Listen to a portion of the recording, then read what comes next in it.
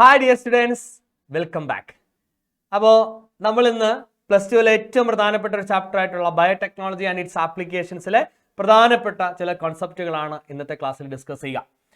ഇത് രണ്ടാമത്തെ ക്ലാസ് ആണ്. ആദ്യത്തെ ക്ലാസ് കഴിഞ്ഞ ആഴ്ച നമ്മൾ അപ്ലോഡ് ചെയ്തിരുന്നു. ആ ക്ലാസ്സുകൾ നിങ്ങൾ കണ്ടു കാണുമെന്ന് വിശ്വസിക്കുന്നു. കാണാത്തവരാരെങ്കിലും ഉണ്ടെങ്കിൽ ആ ക്ലാസ്സോടെ കണ്ടുകൊള്ളുക. ഇതിനകത്തെ ഈ ചാപ്റ്ററിനകത്തെ ചില പ്രധാനപ്പെട്ട കോൺസെപ്റ്റുകൾ അവിടെയും ഡിസ്കസ് ചെയ്യുന്നുണ്ട്. ഇന്നും നമ്മൾ ചില പ്രധാനപ്പെട്ട കോൺസെപ്റ്റുകൾ ഡിസ്കസ് ചെയ്യാനായിട്ട് പോവുകയാണ്. ഓക്കെ, അപ്പോൾ നിങ്ങൾക്കറിയാം നമ്മുടെ ബോർഡ് എക്സാമിന് നല്ല മാർക്ക് സ്കോർ ചെയ്യുക എന്ന ഉദ്ദേശത്തോടു കൂടിയാണ് നമ്മൾ ഈ സീരീസ് ചെയ്യുക. ഓക്കെ, അപ്പോൾ എല്ലാവരും നന്നായിട്ട് ക്ലാസ്സുകൾ അറ്റൻഡ് ചെയ്യുക. സ്കിപ്പ് ചെയ്യാതെ 1 മണിക്കൂർ നിങ്ങൾ ഈ ക്ലാസ് അറ്റൻഡ് ചെയ്യുക. അപ്പം നമ്മൾ ഫസ്റ്റ് ക്വസ്റ്റ്യനിലേക്ക് പോവുകയാണ്. Notice the genes given below. തന്നിരിക്കുന്ന ജീനുകൾ നോട്ടീസ് ചെയ്യുക. ഇതൊക്കെയാണ് Cry1AC, Cry1AB, Cry2AB അല്ലേ. അതിന്റെ ഫസ്റ്റ് പാർട്ട് നോക്കുക. Choose the genes that controls corn borer from the above അല്ലേ. കോൺ ബോററിനെ കൺട്രോൾ ചെയ്യുന്ന ജീൻ ഏതാണെന്ന് ഐഡന്റിഫൈ ചെയ്യുക എന്നാണ് പറഞ്ഞിരിക്കുന്നത്. രണ്ടാമത്തെ ക്വസ്റ്റ്യൻ നോക്കിക്കേ. Name the bacterium from which the cry genes were isolated. Okay, നമുക്കറിയാം ഇവിടെ നമ്മൾ ഇൻസെക്ട് റെസിസ്റ്റന്റ് ആയിട്ടുള്ള പ്ലാന്റ്സിനെ ക്രിയേറ്റ് ചെയ്യാൻ വേണ്ടിയിട്ട് ഉപയോഗിക്കുന്ന ഒരു ടെക്നിക്കാണ്, അല്ലെങ്കിൽ പെസ്റ്റ് റെസിസ്റ്റന്റ് പ്ലാന്റ്സിനെ ക്രിയേറ്റ് ചെയ്യാൻ വേണ്ടിയിട്ട് ഉപയോഗിക്കുന്ന ടെക്നിക്കാണ് നമ്മൾ BT ബാസിലസ് തുറിഞ്ചിയൻസിസ് എന്ന് പറയുന്ന ബാക്ടീരിയ ഉപയോഗിച്ച്, അല്ലെങ്കിൽ ബാസിലസ് തുറിഞ്ചിയൻസിസ് എന്ന് പറയുന്ന ബാക്ടീരിയയിൽ നിന്നും ബാസിലസ് തുറിഞ്ചിയൻസിസ്. ഓക്കെ, ഈ ബാക്ടീരിയയിൽ നിന്നും അവർ പ്രൊഡ്യൂസ് ചെയ്യുന്ന ഒരു പ്രോട്ടീൻ ഉണ്ട്. ഓക്കെ, ആ പ്രോട്ടീന്റെ പേരാണ് ക്രൈ പ്രോട്ടീൻ. നമ്മൾ വിളിക്കും cry protein. Okay, cry protein. എന്തുകൊണ്ടാണ് ക്രൈ പ്രോട്ടീൻ എന്ന് വിളിക്കുന്നത്? That protein is synthesized from the gene called cry gene. നമ്മൾ ആ ജീനെ വിളിക്കുന്നവരാണ് ക്രൈജീൻ. ഈ പ്രോട്ടീന്റെ പ്രത്യേകത എന്ന് പറഞ്ഞു കഴിഞ്ഞാൽ, ഈ ക്രൈ പ്രോട്ടീന്റെ പ്രത്യേകത എന്ന് പറഞ്ഞാൽ അതൊരു ഇൻസെക്ടിസൈഡൽ പ്രോട്ടീൻ ആണ്. Insecticidal protein. ഇൻസെക്ടിസൈഡ് എന്നാൽ നമുക്ക് ഇൻസെക്ടിസൈഡൽ പ്രോട്ടീൻ എന്ന് പറഞ്ഞാൽ ഇൻസെക്ട്സിനെ കൊല്ലാൻ പറ്റുന്ന അല്ലെ, ഇൻസെക്റ്റിനെ കില്ല് ചെയ്യുന്ന പ്രോട്ടീനുകളെയാണ് നമ്മൾ എന്ത് വിളിക്കുക? ഇൻസെക്ടിസൈഡൽ പ്രോട്ടീൻസ് എന്ന് വിളിക്കുക. അപ്പോൾ ഇതൊരു ഇൻസെക്ടിസൈഡൽ പ്രോട്ടീൻ ആണ്. പിന്നെ എന്താണ്? ഇതൊരു ഇനാക്റ്റീവ് ആയിട്ടുള്ള പ്രോടോക്സിൻ ആണ്. ഇനാക്റ്റീവ് പ്രോടോക്സിൻ. ഓക്കെ, ഇത് ഏത് കണ്ടീഷനിലാണ് ഇത് ആക്റ്റീവായിട്ട് മാറുന്നത്? It become active in alkaline pH. Alkaline pHയിലേക്ക് വരികയാണെങ്കിൽ ഇതെന്തായിട്ട് മാറുന്നു? ആക്റ്റീവായിട്ട് മാറുന്നു. മനസ്സിലാവുന്നുണ്ടോ? ഇതിന്റെ മറ്റൊരു പ്രത്യേകത എന്ന് പറയുന്നത് ഇൻസെക്ട് ഗ്രൂപ്പ് സ്പെസിഫിക് ആണ്. ഇൻസെക്ട് ഗ്രൂപ്പ് സ്പെസിഫിക് എന്ന് പറഞ്ഞു കഴിഞ്ഞാൽ ഒരു പ്രോട്ടീനെ ഉപയോഗിച്ച്, ഈ ക്രൈ പ്രോട്ടീൻ ഒരു പ്രോട്ടീൻ ഉപയോഗിച്ച് എല്ലാ ഇൻസെക്റ്റുകളെ കൂടെ കൊല്ലാൻ നമുക്ക് പറ്റത്തില്ല. നേരെ മറിച്ച് ഓരോ ഇൻസെക്റ്റിനും സ്പെസിഫിക് ആയിട്ടുള്ള എന്തുണ്ടായിരിക്കും? പ്രോട്ടീൻസ് ഉണ്ടായിരിക്കും. അപ്പോൾ അത് നമ്മൾ കണ്ടുപിടിക്കണം. ഇപ്പം നമ്മളൊരു പ്ലാന്റിനെ ഇൻഫെക്ട് ചെയ്യുന്ന ഒരു ഇൻസെക്റ്റിനെ നമ്മൾ മനസ്സിലാക്കുന്നത്, ആ ഇൻസെക്റ്റിനെതിരെ ഈ ക്രൈ പ്രോട്ടീൻ ഏത് പ്രയോഗിക്കാൻ പറ്റും എന്ന് നമ്മൾ ആദ്യം റിയലൈസ് ചെയ്യണം, മനസ്സിലാക്കിയെടുക്കണം. എന്നിട്ട് മാത്രമേ നമുക്ക് ഈ ടെക്നിക്ക് പ്രയോഗിക്കാനായിട്ട് പറ്റത്തുള്ളൂ. ഓക്കെ, അപ്പോൾ അങ്ങനെ വരുമ്പോൾ നമുക്ക് നോക്കാം. അപ്പോൾ പലതരം ജീനുകളുണ്ട്. ക്രൈ ജീൻ തന്നെ പലതരത്തിലുണ്ട്. അതാണ് നമ്മൾ അതിന് എക്സാമ്പിൾ ആണ് അവിടെ കൊടുത്തിരിക്കുന്നത്. Cry1AC, Cry1AB, Cry2AB പോലെയുള്ള ചില ജീനുകൾ എക്സാമ്പിൾസ് ആയിട്ട് 2-3 കൊടുത്തിരിക്കും. അത് നമുക്ക് നോക്കാം. Cry1AC എന്ന് പറയുന്നത് എന്തിന് എഗൻസ്റ്റ് ആയിട്ട് പ്രയോഗിക്കുന്നതാണ്? കോട്ടൺ ബോൾവേംസിനെതിരെ പ്രയോഗിക്കുന്നതാണ്. കോട്ടൺ ബോൾവേംസിന് എഗൻസ്റ്റ് ആയിട്ട് നമ്മൾ ഉപയോഗിക്കുന്ന ഒരു ജീനാണ് Cry1AC. അതുപോലെ തന്നെ Cry2AB എടുക്കുക. Cry2AB. ഓക്കെ, Cry2ABയും എന്തിന് എഗൻസ്റ്റ് ആയിട്ട് പ്രയോഗിക്കുന്നതാണ്? കോട്ടൺ ബോൾവേംസിന് എഗൻസ്റ്റ് ആയിട്ട് പ്രയോഗിക്കുന്നതാണ്. ഇനി മൂന്നാമത്തെ എടുക്കുക. Cry1AB. Cry1AB എന്തിന് എഗൻസ്റ്റ് ആയിട്ട് ഉപയോഗിക്കുന്നതാണ്? കോൺ ബോററിന് എഗൻസ്റ്റ് ആയിട്ട്, കോൺ ബോറർ ഇൻസെക്ടിന് എഗൻസ്റ്റ് ആയിട്ട് നമ്മൾ ഉപയോഗിക്കുന്നതാണ്. അപ്പൊ ഇതിനകത്ത് നോക്കാം, ക്വസ്റ്റ്യനിൽ ചോദിച്ചിരിക്കുന്നത് എന്താ?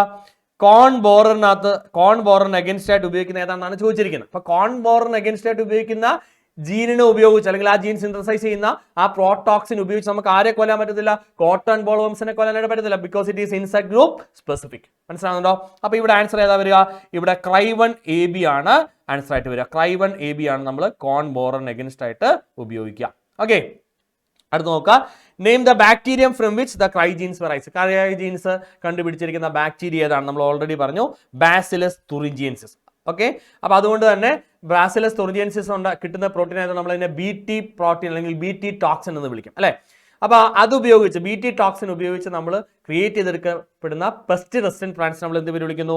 BT പ്ലാന്റ്സ് എന്നാണ് വിളിക്കുക അല്ലെ. BT ക്രോപ്സ് എന്ന് നമ്മൾ വിളിക്കുക. അതിന് എക്സാമ്പിൾ ആണ് നമ്മുടെ BT cotton, BT brinjal, BT carrot, BT rice, അങ്ങനെ പലതരത്തിലുള്ള BT സോയാബീൻ. ഇതൊക്കെ ബാസിലസ് തുറിഞ്ചിയൻസിസ് ഉള്ള അല്ലെങ്കിൽ ക്രൈ ജീൻ ഉപയോഗിച്ച് നമ്മൾ ക്രിയേറ്റ് ചെയ്തിട്ടുള്ള പെസ്റ്റ് റെസിസ്റ്റന്റ് പ്ലാന്റ്സ് ആണ്. ഇത് ആക്ഷൻ എങ്ങനെയാണെന്നുള്ളത് നമ്മൾ വരുന്ന ചില ക്വസ്റ്റ്യനുകൾ ഡിസ്കസ് ചെയ്യും. ക്ലിയർ അല്ലേ?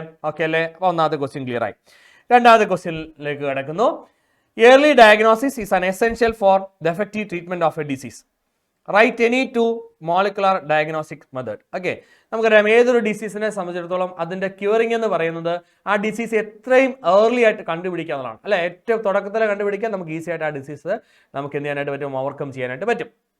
അപ്പോൾ ഇവിടെ NCERT-ക്കകത്ത് ചില ബയോടെക്നോളജിക്കൽ ആപ്ലിക്കേഷൻസ് പറയുന്നുണ്ട്. ഡിസീസ് ഡയഗ്നോസിസിന് വേണ്ടിയിട്ട് ഉപയോഗിക്കുന്ന ചില ടൂളുകളെ കുറിച്ച് പറയുന്നുണ്ട്. അതിൽ ഒന്നാമത്തേതാണ് നമ്മൾ പഠിക്കുന്ന PCR. Okay, PCR polymerase chain reaction. അല്ലെ, PCR ഉപയോഗിച്ച് നമുക്ക് എന്തെല്ലാം കണ്ടുപിടിക്കാം, നമുക്ക് വൈറൽ ഇൻഫെക്ഷൻസ് കണ്ടുപിടിക്കാനായിട്ട് പറ്റും. ഏർലി ഡിറ്റക്ഷൻ ആണ് വൈറൽ ഇൻഫെക്ഷൻ. അല്ലെ, അതുകൊണ്ടാണ് നമ്മൾ കോവിഡ് സമയത്ത് ചെയ്ത 2 ടെസ്റ്റുകൾ ഉണ്ടായിരുന്നു. ഇതൊക്കെയായിരുന്നു RT-PCR ആന്റിജൻ ടെസ്റ്റും. അല്ലെ, അത് ഏറ്റവും റിലയബിൾ ആയിട്ടുള്ള ടെസ്റ്റ് ഏതായിരുന്നു, RT-PCR ആണ്. അപ്പോൾ PCR ഉപയോഗിച്ച് കഴിഞ്ഞാൽ ഏറ്റവും ഏർലിയർ ആയിട്ട്, ഏറ്റവും പെട്ടെന്ന്, ഏറ്റവും റിലയബിൾ ആയിട്ട് നമുക്ക് എന്ത് ചെയ്യാൻ പറ്റും, വൈറൽ ഇൻഫെക്ഷൻസ് കണ്ടുപിടിക്കാനായിട്ട് പറ്റും. ഓക്കെ, അതുപോലെ we can able to detect mutations കണ്ടുപിടിക്കാൻ പറ്റും. അല്ലെ, മ്യൂട്ടേഷൻസ് ഒക്കെ നമ്മുടെ ബോഡിയിൽ ഉണ്ടായിട്ടുണ്ടെങ്കിൽ അത് ഡിറ്റക്ട് ചെയ്യാൻ PCR ഉപയോഗിക്കാം. ഓക്കെ, അതുപോലെ തന്നെ എയ്ഡ്സിന്റെ ഡിറ്റക്ഷൻ വേണ്ടിയിട്ട് നമ്മളിപ്പോൾ PCR ഉപയോഗിക്കുന്നുണ്ട്. ഇങ്ങനെ പല ആപ്ലിക്കേഷൻസ് എവിടെയുണ്ട്, PCR-നുണ്ട് കേട്ടോ. അപ്പോൾ ഏർലി ഡിറ്റക്ഷൻ മെത്തേഡാണ് PCR എന്ന് പറയുന്നത്. രണ്ടാമതാണ് എലൈസ എന്ന് പറയുന്നത്. എലൈസ എന്ന് പറയുന്നത് നമുക്കറിയാം എൻസൈം ലിങ്ക്ഡ് ഇമ്മ്യൂണോ സോർബന്റ് അസേ ആണ്. ആന്റിജൻ ആന്റിബോഡി പ്രിൻസിപ്പിളിൽ വർക്ക് ചെയ്യുന്ന ഒരു ടെസ്റ്റാണ്. നമ്മൾ കഴിഞ്ഞ ക്ലാസ്സിൽ അത് ഡിസ്കസ് ചെയ്തിരുന്നു. ഓക്കെ, അപ്പോൾ നോക്കിയ മക്കളെ, എലൈസ എന്നതിന് വേണ്ടി ഉപയോഗിക്കുന്നതാണ് എയ്ഡ്സിന്റെ ഒക്കെ ഏർലി ഡിറ്റക്ഷൻ വേണ്ടി നമ്മൾ ഉപയോഗിക്കുന്ന ഒരു ടെസ്റ്റാണ് എലൈസ എന്ന് പറയുന്നത്. അതുപോലെ തന്നെ RDNA ടെക്നിക് ഉണ്ട്. നമ്മൾ ചില മ്യൂട്ടേഷൻസ് ഒക്കെ നടന്നോ ഇല്ലയോ എന്നൊക്കെ അറിയാൻ വേണ്ടിയിട്ട് ഏർലി ഡിറ്റക്ഷന് വേണ്ടിയിട്ട് നമ്മൾ ഉപയോഗിക്കുന്ന ഒരു ടെക്നിക്കാണ് എന്ന് പറയുന്നത് RDNA അല്ലെങ്കിൽ റീകോമ്പിനന്റ് DNA ടെക്നിക് എന്ന് പറയുന്നത്. ഓക്കെ, അപ്പോൾ ക്വസ്റ്റിനകത്ത് എനി ടു മോളിക്കുലർ ഡയഗ്നോസ്റ്റിക് മെത്തേഡ്സിനെ കുറിച്ച് അതിന്റെ പേര് പറയാനായിട്ടാണ് പറഞ്ഞത്. നമ്മൾ 3 എണ്ണം പറഞ്ഞു, PCR, എലൈസ, RDNA ടെക്നിക്. ഇത് 3ഉം NCERT-ക്കകത്ത് മെൻഷൻ ചെയ്യുന്ന ടെക്നിക്കുകളാണ്. ഓക്കെ, അടുത്തതിലേക്ക് നോക്കുന്നു. BT cotton contains crygenes from a bacterium. Name the bacterium. ഇതൊരു പ്രീവിയസ് ക്വസ്റ്റൻ ആണ്. നമ്മൾ എല്ലാം പ്രീവിയസ് ക്വസ്റ്റ്യൻസ് ആണ് ഡിസ്കസ് ചെയ്യുക. ബാക്ടീരിയം ഏതാണ്, ബാസിലസ് തുറിഞ്ചിയൻസിസ്. അല്ലെ, നമ്മൾ മുമ്പേ പറഞ്ഞാണ് ബാസിലസ് തുറിഞ്ചിയൻസിസ് ആണ് എന്ന് പറയുന്നത് നമ്മുടെ ഈ ബാക്ടീരിയയുടെ പേര്, തുറിഞ്ചിയൻസിസ്. ഓക്കെ, അതിന്റെ ഷോർട്ട് ഫോം ആണ് നമ്മൾ BT എന്ന് പറയും, BT, ബാസിലസ് തുറിഞ്ചിയൻസിസ്. അതുപോലെ തന്നെ ഗീവ് 2 എക്സാമ്പിൾസ് ഓഫ് ക്രൈ. അതിനകത്ത് നമ്മൾ പറഞ്ഞു ക്രൈ പ്രോട്ടീൻ ഉണ്ടാക്കുന്ന ജീനുകളുണ്ട്. ആ ക്രൈ പ്രോട്ടീൻ ആണ് നമ്മൾ പ്രോടോക്സിൻ ആയിട്ട് അല്ലെങ്കിൽ BT ടോക്സിൻ എന്നൊക്കെ വിളിക്കുക. അതുണ്ടാക്കുന്ന ജീനുകളുടെ 2 എക്സാമ്പിൾ പറയാനാണെന്ന് പറയുന്നത് നമ്മൾ മുമ്പേ പറഞ്ഞു കഴിഞ്ഞു. Cry1AC ഉണ്ട്, അതുപോലെ തന്നെ Cry2AB ഉണ്ട്. അല്ലെ, അതുപോലെ തന്നെ Cry1AB ഉണ്ട്. ഇതൊക്കെ എന്തിന് എക്സാമ്പിൾ ആണ്, ക്രൈ ജീനുകൾക്ക് എക്സാമ്പിൾസ് ആണ്. ഓക്കെ അല്ലേ. ഇനി അടുത്ത ക്വസ്റ്റ്യനിലേക്ക് പോകുന്നു. Name any 2 critical area of research in biotechnology. ബയോടെക്നോളജിയുടെ ഏതെങ്കിലും 2 ക്രിട്ടിക്കൽ ഏരിയ ഓഫ് റിസർച്ച് പറയാനായിട്ടാണ് പറയുന്നത്. നമ്മൾ ഈ ചാപ്റ്ററിൽ ബയോടെക്നോളജി ആൻഡ് ഇറ്റ്സ് ആപ്ലിക്കേഷനിൽ NCERT ആദ്യം ഡിസ്കസ് ചെയ്യുന്ന പ്രധാനപ്പെട്ട ഒരു കോൺസെപ്റ്റ് ആണിത്. 3 critical area of research in biotechnology. ബയോടെക്നോളജിയിലെ 3 ക്രിട്ടിക്കൽ ഏരിയ ഓഫ് റിസർച്ച്. അതിനകത്ത് ഏതെങ്കിലും 2 എണ്ണത്തെ കുറിച്ച് പറയാനാണ് പറഞ്ഞിരിക്കുന്നത്. ഒന്നാമത് നമുക്ക് പറയാം പ്രൊവൈഡിങ് എ ബെസ്റ്റ് കാറ്റലിസ്റ്റ്. ഒരു ബെസ്റ്റ് കാറ്റലിസ്റ്റ് പ്രൊവൈഡ് ചെയ്യുക. Okay, providing A best catalyst in the form of modified organism or A protein or enzyme. അല്ലെ, ഒരു മോഡിഫൈഡ് എൻസൈം ആയിട്ടോ ഒരു മോഡിഫൈഡ് ഓർഗാനിസം ആയിട്ടോ നമ്മൾ എന്തിനെ ഉണ്ടാക്കിയെടുക്കുക, ഒരു ഓർഗാനിസത്തെ നമ്മളൊരു കാറ്റലിസ്റ്റ് ആയിട്ട് ഡെവലപ്പ് ചെയ്തെടുക്കുക. Okay, providing A best catalyst in the form of എന്താണ് മക്കളെ, in the form of A modified organism. അല്ലെങ്കിൽ എന്താ പറയുക, മോഡിഫൈഡ് ഓർഗാനിസം അല്ലെങ്കിൽ ഓർ ആൻ എൻസൈം, അല്ലെങ്കിൽ ഒരു എൻസൈം ആയിട്ടോ പ്രോട്ടീൻ ആയിട്ടോ ഒക്കെ മോഡിഫൈ ചെയ്ത് എടുക്കുന്നതിനെയാണ് നമ്മൾ ഒന്നാമത്തെ ക്രിട്ടിക്കൽ ഏരിയ ഓഫ് റിസർച്ച്. ഉദാഹരണം പറഞ്ഞാൽ നമ്മൾ ഇക്കോളൈ ബാക്ടീരിയ ഉപയോഗിച്ച് ഇൻസുലിൻ ഉണ്ടാക്കിയെടുക്കുന്നു. അല്ലെ, അവിടെ നമ്മൾ എന്താ ചെയ്യുന്നത്, ആ ബാക്ടീരിയനെ നമ്മൾ മോഡിഫൈ ചെയ്ത് അതിന്റെ ജീൻ മോഡിഫൈ ചെയ്ത് അവരിൽ നിന്നും എന്തുണ്ടാക്കിയെടുക്കുകയാണ്, ഹ്യൂമൻ ബീങ്സിന് വാണ്ടഡ് ആയിട്ടുള്ള പ്രോട്ടീൻസിന് ഉണ്ടാക്കിയെടുക്കുകയാണ്. അല്ലെ, അപ്പോൾ അവിടെ നമ്മൾ ആ ഓർഗാനിസത്തെ മോഡിഫൈ ചെയ്യുന്നു, അവരുണ്ടാക്കുന്ന പ്രോട്ടീനിൽ മോഡിഫിക്കേഷൻസ് നടക്കുന്നു.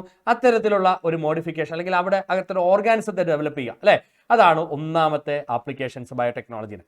രണ്ടാമത്തെ ആപ്ലിക്കേഷൻ എന്ന് പറയുന്നത് ഈ ഉണ്ടാക്കിയെടുത്ത നമ്മൾ ക്രിയേറ്റ് ചെയ്തെടുത്ത ഈ ഓർഗാനിസത്തെ ഡെവലപ്പ് ചെയ്യുക അല്ലെങ്കിൽ അതിനെ വളരാൻ ആവശ്യമായിട്ടുള്ള ഒപ്റ്റിമം കണ്ടീഷൻസ് ഡെവലപ്പ് ചെയ്യുക എന്നുള്ളതാണ്. അല്ലെ, അതായത് നമുക്കറിയാം ബയോ റിയാക്ടേഴ്സിന്റെ ഡെവലപ്മെന്റ്. അല്ലെ, ഏത് മെറ്റീരിയൽ ഉപയോഗിക്കണം, അല്ലെ, എങ്ങനെ അതിനകത്ത് പ്രഷർ വിസ്റ്റാൻഡ് ചെയ്യാൻ പറ്റും, അല്ലെ എത്രത്തിലുള്ള പ്രഷറാണ് അതിനകത്ത് ക്രിയേറ്റ് ചെയ്യപ്പെടുക, എങ്ങനെ ടെമ്പറേച്ചർ മോണിറ്റർ ചെയ്യാം, എങ്ങനെ pH മോണിറ്റർ ചെയ്യാം, അല്ലെ, എങ്ങനെ ടെമ്പറേച്ചർ കുറയ്ക്കാം, എങ്ങനെ ടെമ്പറേച്ചർ കൂട്ടാം, എങ്ങനെ ന്യൂട്രിയൻ മീഡിയം ആഡ് ചെയ്യാം, എങ്ങനെ അതിനകത്ത് നമുക്ക് കൾച്ചറിനെ എക്സ്ട്രാക്ട് ചെയ്തെടുക്കാം, ഈ കാര്യങ്ങളൊക്കെ റെഗുലേറ്റ് ചെയ്യുന്ന രണ്ടാമത്തെ ഏരിയ ഓഫ് റിസർച്ച് ആണ്. അല്ലെ, അപ്പോൾ അതെന്താണ്, creating optimal condition for the growth of the catalyst. Okay, creating optimal condition. ഒരു ഒപ്റ്റിമൽ കണ്ടീഷൻ പ്രൊവൈഡ് ചെയ്യാം. ഉദാഹരണം പറഞ്ഞാൽ ഞാൻ ഒരു ജനറ്റിക്കലി മോഡിഫൈഡ് ആയിട്ടുള്ള ഒരു ബാക്ടീരിയ ഉണ്ടാക്കുകയാണ്, ഇൻസുലിൻ ഉണ്ടാക്കാനുള്ള ബാക്ടീരിയ ഉണ്ടാക്കുകയാണ്. എന്നിട്ട് ഞാൻ വീട്ടിലെ കുപ്പിക്കകത്തിട്ട് വെച്ച് കഴിഞ്ഞാൽ കാര്യം നടക്കുമോ? ഇല്ല.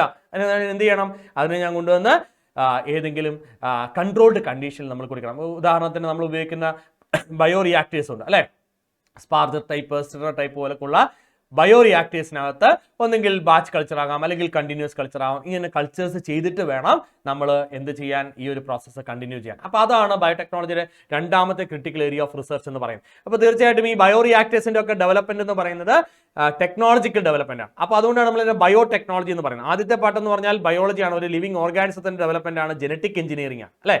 രണ്ടാമത്തെ പ്രോസസ് എന്ന് പറഞ്ഞാൽ നമ്മൾ പറയുന്ന ഒരു മെക്കാനിക്കൽ എഞ്ചിനീയറിംഗ് അല്ലെങ്കിൽ ആ ഒരു സെഗ്മെന്റിലുള്ള ഒരു ഡെവലപ്മെന്റ് ആണ്. അതുകൊണ്ടാണ് നമ്മളിതിനെ ഒരു ടെക്നോളജിക്കൽ ഡെവലപ്മെന്റ് എന്നൊക്കെ വിളിക്കാം. അതുകൊണ്ടാണ് നമ്മളിതിനെ ബയോ ടെക്നോളജി എന്ന് വിളിക്കാം. ഓക്കെ, ഇനി അങ്ങനെ രണ്ടെണ്ണമാണ് നമ്മൾ ക്വസ്റ്റിൽ ചോദിച്ചിരിക്കുന്നത്. ഇനി മൂന്നാമത്തെ ഒരു ക്രിട്ടിക്കൽ ഏരിയ ഓഫ് റിസർച്ച് കൂടിയുണ്ട്, that is down streaming process. Okay, എന്താണ് മക്കളെ ഡൗൺ സ്ട്രീമിംഗ് പ്രോസസ് എന്ന് പറഞ്ഞു കഴിഞ്ഞാൽ നമ്മൾ ഒരു പ്രോസസ്സ് അല്ലെങ്കിൽ ഒരു പ്രൊഡക്റ്റ് നമുക്ക് കിട്ടുകയാണെങ്കിൽ ആ പ്രൊഡക്റ്റിന്റെ പ്യൂരിഫിക്കേഷൻ, അത് പ്യൂരിഫൈ ചെയ്ത് അത് ആവശ്യമുള്ള അല്ലെങ്കിൽ ആവശ്യത്തിന് അല്ലെങ്കിൽ നമ്മൾ പറയുന്ന പ്രിസ്ക്രൈബ് ആയിട്ടുള്ള ചില പ്രിസർവേറ്റീവ്സ് ഒക്കെ ആഡ് ചെയ്ത് അല്ലേ, അത് കേടാവാതെ സൂക്ഷിക്കുന്ന രീതിയിൽ എവിടേക്ക് എത്തിക്കണം? മാർക്കറ്റിലേക്ക് എത്തിക്കണം അല്ലേ. അപ്പോൾ അതിന്റെ പ്യൂരിഫിക്കേഷൻ, അതിന്റെ എക്സ്ട്രാക്ഷൻ, അതിന്റെ ക്ലിനിക്കൽ ട്രയൽസ് അല്ലേ, ഇതെല്ലാം ഇൻക്ലൂഡ് ചെയ്യുന്ന ഒരു ഫേസിനെയാണ് നമ്മൾ ഡൗൺ സ്ട്രീമിംഗ് പ്രോസസ് എന്ന് വിളിക്കുക. അതായത് കിട്ടിയ സാധനം ഇവിടേക്ക് എത്തുന്നവരെ, മാർക്കറ്റിലേക്ക് എത്തുന്നവരെ. ഉദാഹരണം, നിങ്ങൾ ഒരു പുതിയ ഇൻസുലിൻ കണ്ടുപിടിക്കുകയാണെങ്കിൽ ആ ഇൻസുലിൻ നിങ്ങൾ എക്സ്ട്രാക്ട് ചെയ്ത് പ്യൂരിഫൈ ചെയ്ത് അത് ക്ലിനിക്കൽ ട്രയൽസ് നടത്തി അത് കുഴപ്പമൊന്നുമില്ല എന്നൊക്കെ ഉറപ്പ് വരുത്തിയതിനു ശേഷം എവിടേക്ക് എത്തിക്കണം? മാർക്കറ്റിലേക്ക് എത്തിക്കണം. അതുവരെയുള്ള ആ പ്രോസസ്സിങ്ങിനെയാണ് നമ്മൾ എന്ത് പേര് വിളിക്കുക? ഡൗൺ സ്ട്രീമിംഗ് പ്രോസസ് എന്ന് വിളിക്കാം. അപ്പോൾ അതിലും നമുക്ക് കുറെ ട്രാൻസ്ജനിക് ആനിമൽസിന്റെ ഒക്കെ ആവശ്യം ഉണ്ടായി വരും. അപ്പോൾ അവിടെയും കുറച്ച് റിസർച്ചിലൊക്കെ നടത്തേണ്ടതായിട്ട് വരും. അപ്പം അതാണ് മൂന്നാമത്തെ ക്രിട്ടിക്കൽ ഏരിയ ഓഫ് റിസർച്ച് എന്ന് പറയുന്നത്. ഇനി 3 ക്രിട്ടിക്കൽ ഏരിയ ഓഫ് റിസർച്ച് ആണ് എവിടെയുള്ളത്? ബയോടെക്നോളജിയുടെ ആപ്ലിക്കേഷൻ നമുക്ക് പറയാനായിട്ട് പറ്റുക. ഓക്കെ, അപ്പോൾ അത് 3 ക്രിട്ടിക്കൽ ഏരിയ ഓഫ് റിസർച്ചിനെ കുറിച്ച് ഓർത്തിരിക്കുക. ഓക്കെ, ക്ലിയർ അല്ലേ? ഇനി അടുത്ത ഒരു കോൺസെപ്റ്റ് എന്ന് പറഞ്ഞു കഴിഞ്ഞാൽ, what is the structural difference between the proinsulin and mature insulin? Pro ഇൻസുലിനും മെച്യൂർ ഇൻസുലിനും തമ്മിലുള്ള ഡിഫറൻസ് എന്താണെന്നാണ് ചോദിച്ചിരിക്കുന്നത്. നമുക്കറിയാം, നമ്മുടെ ബോഡിയിൽ ഇൻസുലിൻ സിന്തസൈസ് ചെയ്യുന്ന എന്തായിട്ടാണ്? ഒരു പ്രോ ഹോർമോൺ ആയിട്ടാണ് ഇൻസുലിൻ സിന്തസൈസ് ചെയ്യുക. ഒരു പ്രോ ഹോർമോൺ അല്ലെ, ഒരു പ്രോ ഹോർമോൺ ആയിട്ടാണ് നമ്മുടെ ബോഡിയിൽ ഇൻസുലിൻ സിന്തസൈസ് ചെയ്യുക. അപ്പോൾ ആ പ്രോ ഹോർമോൺ എന്ന് പറഞ്ഞാൽ അതിന് ശരിക്കും 3 ചെയിനുകൾ ഉണ്ടാവും അല്ലെ. ഏതൊക്കെയാണ് മക്കളെ 3 ചെയിൻ എന്ന് പറയുന്നത്? ഒന്നാമത്തേത് ഒരു എ പെപ്റ്റൈഡ് ആണ്, എ പെപ്റ്റൈഡ്. രണ്ടാമത്തേത് ബി പെപ്റ്റൈഡ് ആണ്, ബി പെപ്റ്റൈഡ് എന്ന് പറഞ്ഞാൽ ഒരു ബി പോളിപെപ്റ്റൈഡ് ചെയിൻ എന്ന് നമുക്ക് വിളിക്കാം, B peptide chain. Okay, A chain അല്ലെങ്കിൽ ബി ചെയിൻ എന്നൊക്കെ നമ്മൾ വിളിക്കും, പ്രോട്ടീൻ ചെയിൻസ് ആണ്. മൂന്നാമത്തേത് ഇവരെ തമ്മിൽ കണക്ട് ചെയ്യുന്ന ഒരു ചെയിൻ ഉണ്ട്, അതാണെന്ന് പറയുന്നത് സി ചെയിൻ എന്ന് പറയുന്നത്. ഓക്കെ, സി ചെയിൻ മനസ്സിലായല്ലോ. അപ്പം എ ചെയിനും ബി ചെയിനും സി ചെയിനുമുള്ള ഈ സ്ട്രക്ചറിനെയാണ് നമ്മൾ എന്ത് പേര് വിളിക്കാം മക്കളെ? നമ്മൾ ഒരു പ്രോ ഹോർമോൺ അല്ലെങ്കിൽ പ്രോ ഇൻസുലിൻ എന്ന് നമ്മൾ വിളിക്കാം, പ്രോ ഇൻസുലിൻ. ഓക്കെ, അപ്പൊ ഈ പ്രോ ഇൻസുലിന്റെ പ്രത്യേകത എന്ന് പറഞ്ഞു കഴിഞ്ഞാൽ, പ്രോ ഇൻസുലിന്റെ പ്രത്യേകത എന്ന് പറഞ്ഞാൽ അവർ മെച്യൂർ ഇൻസുലിൻ അല്ല, അത് ഫങ്ഷണൽ അല്ല. മനസ്സിലാകുന്നുണ്ടോ? അത് ഫങ്ഷണൽ ആവണമെന്നുണ്ടെങ്കിൽ ഈ 2 ചെയിനുകൾ തമ്മിൽ എന്ത് ഫോം ചെയ്യണം? ഡൈസൾഫൈഡ് ബോണ്ട് ഫോം ചെയ്യണം. ആ ഡൈസൾഫൈഡ് ബോണ്ട് ഫോം ചെയ്യാൻ വേണ്ടിയിട്ടാണ് എന്തിരിക്കുന്നത്? നമ്മൾ ഈ പറയുന്ന ഇൻസുലിൻ അല്ലെങ്കിൽ പറയുന്ന സി ചെയിൻ ഇവർ രണ്ടോടെ കണക്ട്, എ ചെയിനും കൂടെ ബി ചെയിനും കൂടെ അടുത്തിരുത്തി എന്തുണ്ടാക്കണം? ഡൈസൾഫൈഡ് ബോണ്ട് ഉണ്ടാക്കണം. അതിനു വേണ്ടിയിട്ടാണ് ആരിയ്ക്കുക? സി ചെയിൻ ഇരിക്കുക. ക്ലിയർ ആയോ? നമ്മൾ ഈ എ ചെയിൻ നോക്കുകയാണെങ്കിൽ, എ ചെയിൻ്റെ അകത്ത് A chain is made up of 21 amino acid, 21 amino ആസിഡുകൾ ചേർത്തിട്ടാണ് എന്തുണ്ടാക്കിയിരിക്കുന്നത്? നമ്മുടെ എ ചെയിൻ ഉണ്ടാക്കിയിരിക്കുന്നത്. അപ്പോൾ A chain is made up of എത്ര അമിനോ ആസിഡ് ആണ്? 21 അമിനോ ആസിഡ്. ബി ചെയിനോ? B chain is made up of എത്രയാണ്? 30 അമിനോ ആസിഡ്സ്. അങ്ങനെ ടോട്ടൽ 51 അമിനോ ആസിഡ്സ് ആണ് നമ്മുടെ ഒരു ഇൻസുലിനകത്ത്. എ ചെയിനും ബി ചെയിനും നമുക്ക് ഇൻസുലിൻ, സി ചെയിൻ വേണ്ട. ഓക്കെ, ഇനി ഇതിനകത്ത് മറ്റൊരു കാര്യം നമ്മൾ നോക്കുകയാണെന്നുണ്ടെങ്കിൽ, ഇനിയും ഇതാണ് ഒരു പ്രോ ഹോർമോൺ അല്ലെങ്കിൽ പ്രോ ഇൻസുലിൻ്റെ സ്ട്രക്ചർ എന്ന് പറയുന്നത്. ഇനി ഇത് ഇൻസുലിനായിട്ട് മാറുമ്പോൾ ശ്രദ്ധിക്കുക, ഇൻസുലിനായിട്ട് മാറുമ്പോൾ ഇത് എ ചെയിൻ എടുക്കുന്നു, ഇത് ബി ചെയിൻ എടുക്കുന്നു. ഓക്കെ, ഇവർ തമ്മിൽ എന്ത് ഫോം ചെയ്യണം? ഡൈസൾഫൈഡ് ബോണ്ട് ഫോം ചെയ്യണം. ഓക്കെ, അപ്പൊ നോക്കാം മക്കളെ, ഇതിനകത്ത് നമുക്ക് 3 ഡൈസൾഫൈഡ് ബോണ്ടുകളെ കാണാം. 3 ഡൈസൾഫൈഡ് ബോണ്ടുകളുണ്ട്. ഓക്കെ, അതിൽ ഒന്നെന്ന് പറയുന്നത് 2 എണ്ണം ഇന്റർ ചെയിൻ ആണ്, ഒരെണ്ണം എന്ന് പറയുന്നത് ഇൻട്രാ ചെയിൻ ആണ്. ഓക്കെ, എന്താണ് ഇൻട്രാ ചെയിൻ എന്ന് പറഞ്ഞാൽ? നോക്കിക്കേ, ഈ എ ചെയിൻ്റെ അകത്ത് 6ാമത്തെയും അതുപോലെ 11ാമത്തെയും 16 ആണ്. ഓക്കെ, 16 ആണ് 6ാമത്തെയും 11ാമത്തെയും 16 എന്ന് പറഞ്ഞാൽ എന്താ? 16 is the sulphur containing amino acid ആണ് സിസ്റ്റീൻ എന്ന് പറയുന്നത്. അവർ തമ്മിൽ എന്തുണ്ട്, അതിനിടയ്ക്കുള്ള സൾഫറുകൾ തമ്മിൽ എന്ത് വരാം, ഒരു ഇൻട്രാ ചെയിൻ ബോണ്ട് വരാം. ഇൻട്രാ ചെയിൻ സൾഫേറ്റ്, അതായത് ചെയിനിനകത്ത് വരുന്ന ഡൈസൾഫേറ്റ് ബോണ്ട് ഇവർ തമ്മിൽ ഉണ്ടാകാം. പക്ഷെ അതല്ല നമുക്ക് വേണ്ടത്. നമുക്ക് മെച്ചുവർ ആവാൻ വേണ്ടി ഇവർ തമ്മിൽ എന്ത് വേണം, ഒരു ഡൈസൾഫേറ്റ് ബോണ്ട് വേണം. അതാണ് നമ്മൾ പറയുന്നത് ഇന്റർ ചെയിൻ ബോണ്ട് വേണം. ഇന്റർ ചെയിൻ ഡൈസൾഫേറ്റ് ബോണ്ട് ആണ് നമുക്ക് വേണ്ടത്. അത് ആദ്യത്തെ ഇന്റർ ചെയിൻ എന്ന് പറയുന്നത് അമിനോ എ ചെയിനിലെ, ഇത് എ ചെയിൻ ആണ്, താഴെ ബി ചെയിൻ ആണ്. ഓക്കെ, എ ചെയിനകത്തെ ഏഴാമത്തെ അമിനോ ആസിഡ് എന്ന് പറഞ്ഞാൽ സിസ്റ്റീൻ ആണ് കേട്ടോ. ഞാനിവിടെ പൊസിഷൻ നോക്കുന്നതിൽ ഇവിടെ വെറുതെ 7 എന്ന് എഴുതുന്നുണ്ട് കേട്ടോ. ഏഴാമത്തെ അമിനോ ആസിഡ്, അത് സിസ്റ്റീൻ ആണ്. അതുപോലെ തന്നെ ബി ചെയിൻ്റെ അകത്തെയും ഏഴാമത്തെ അമിനോ ആസിഡ്, ഓക്കെ, അതും സിസ്റ്റീൻ ആണ്. ആ സിസ്റ്റീൻ തമ്മിൽ, രണ്ട് സിസ്റ്റീനുകൾ തമ്മിൽ എന്ത് ഫോം ചെയ്യുന്നു, ഡൈസൾഫേറ്റ് ബോണ്ട് ഫോം ചെയ്യുന്നു. ഓക്കെ, അപ്പോൾ അതൊരു ഡൈസൾഫൈഡ് ആയി. രണ്ടാമത്തേത് നമുക്ക് എ ചെയിനിലെ 19ാമത്തെ, ഓക്കെ, അല്ലെങ്കിൽ 20ാമത്തെ എ ചെയിനിലെ 20th അമിനോ ആസിഡ്, അത് സിസ്റ്റീൻ ആണ്. അതുപോലെ തന്നെ ബി ചെയിനിലെ 19th അമിനോ ആസിഡ്, അതും എന്താണ്, സിസ്റ്റീൻ ആണ്. ഇത് തമ്മിലാണ് എന്ത് ഫോം ചെയ്യുക, ഡൈസൾഫൈഡ് ബോണ്ട് ചെയ്യുക. മനസ്സിലാവുന്നുണ്ടോ? അപ്പോഴാണ് അത് എന്തായിട്ട് മാറുന്നത്, മെച്യൂർ ഇൻസുലിനായിട്ട് മാറുക.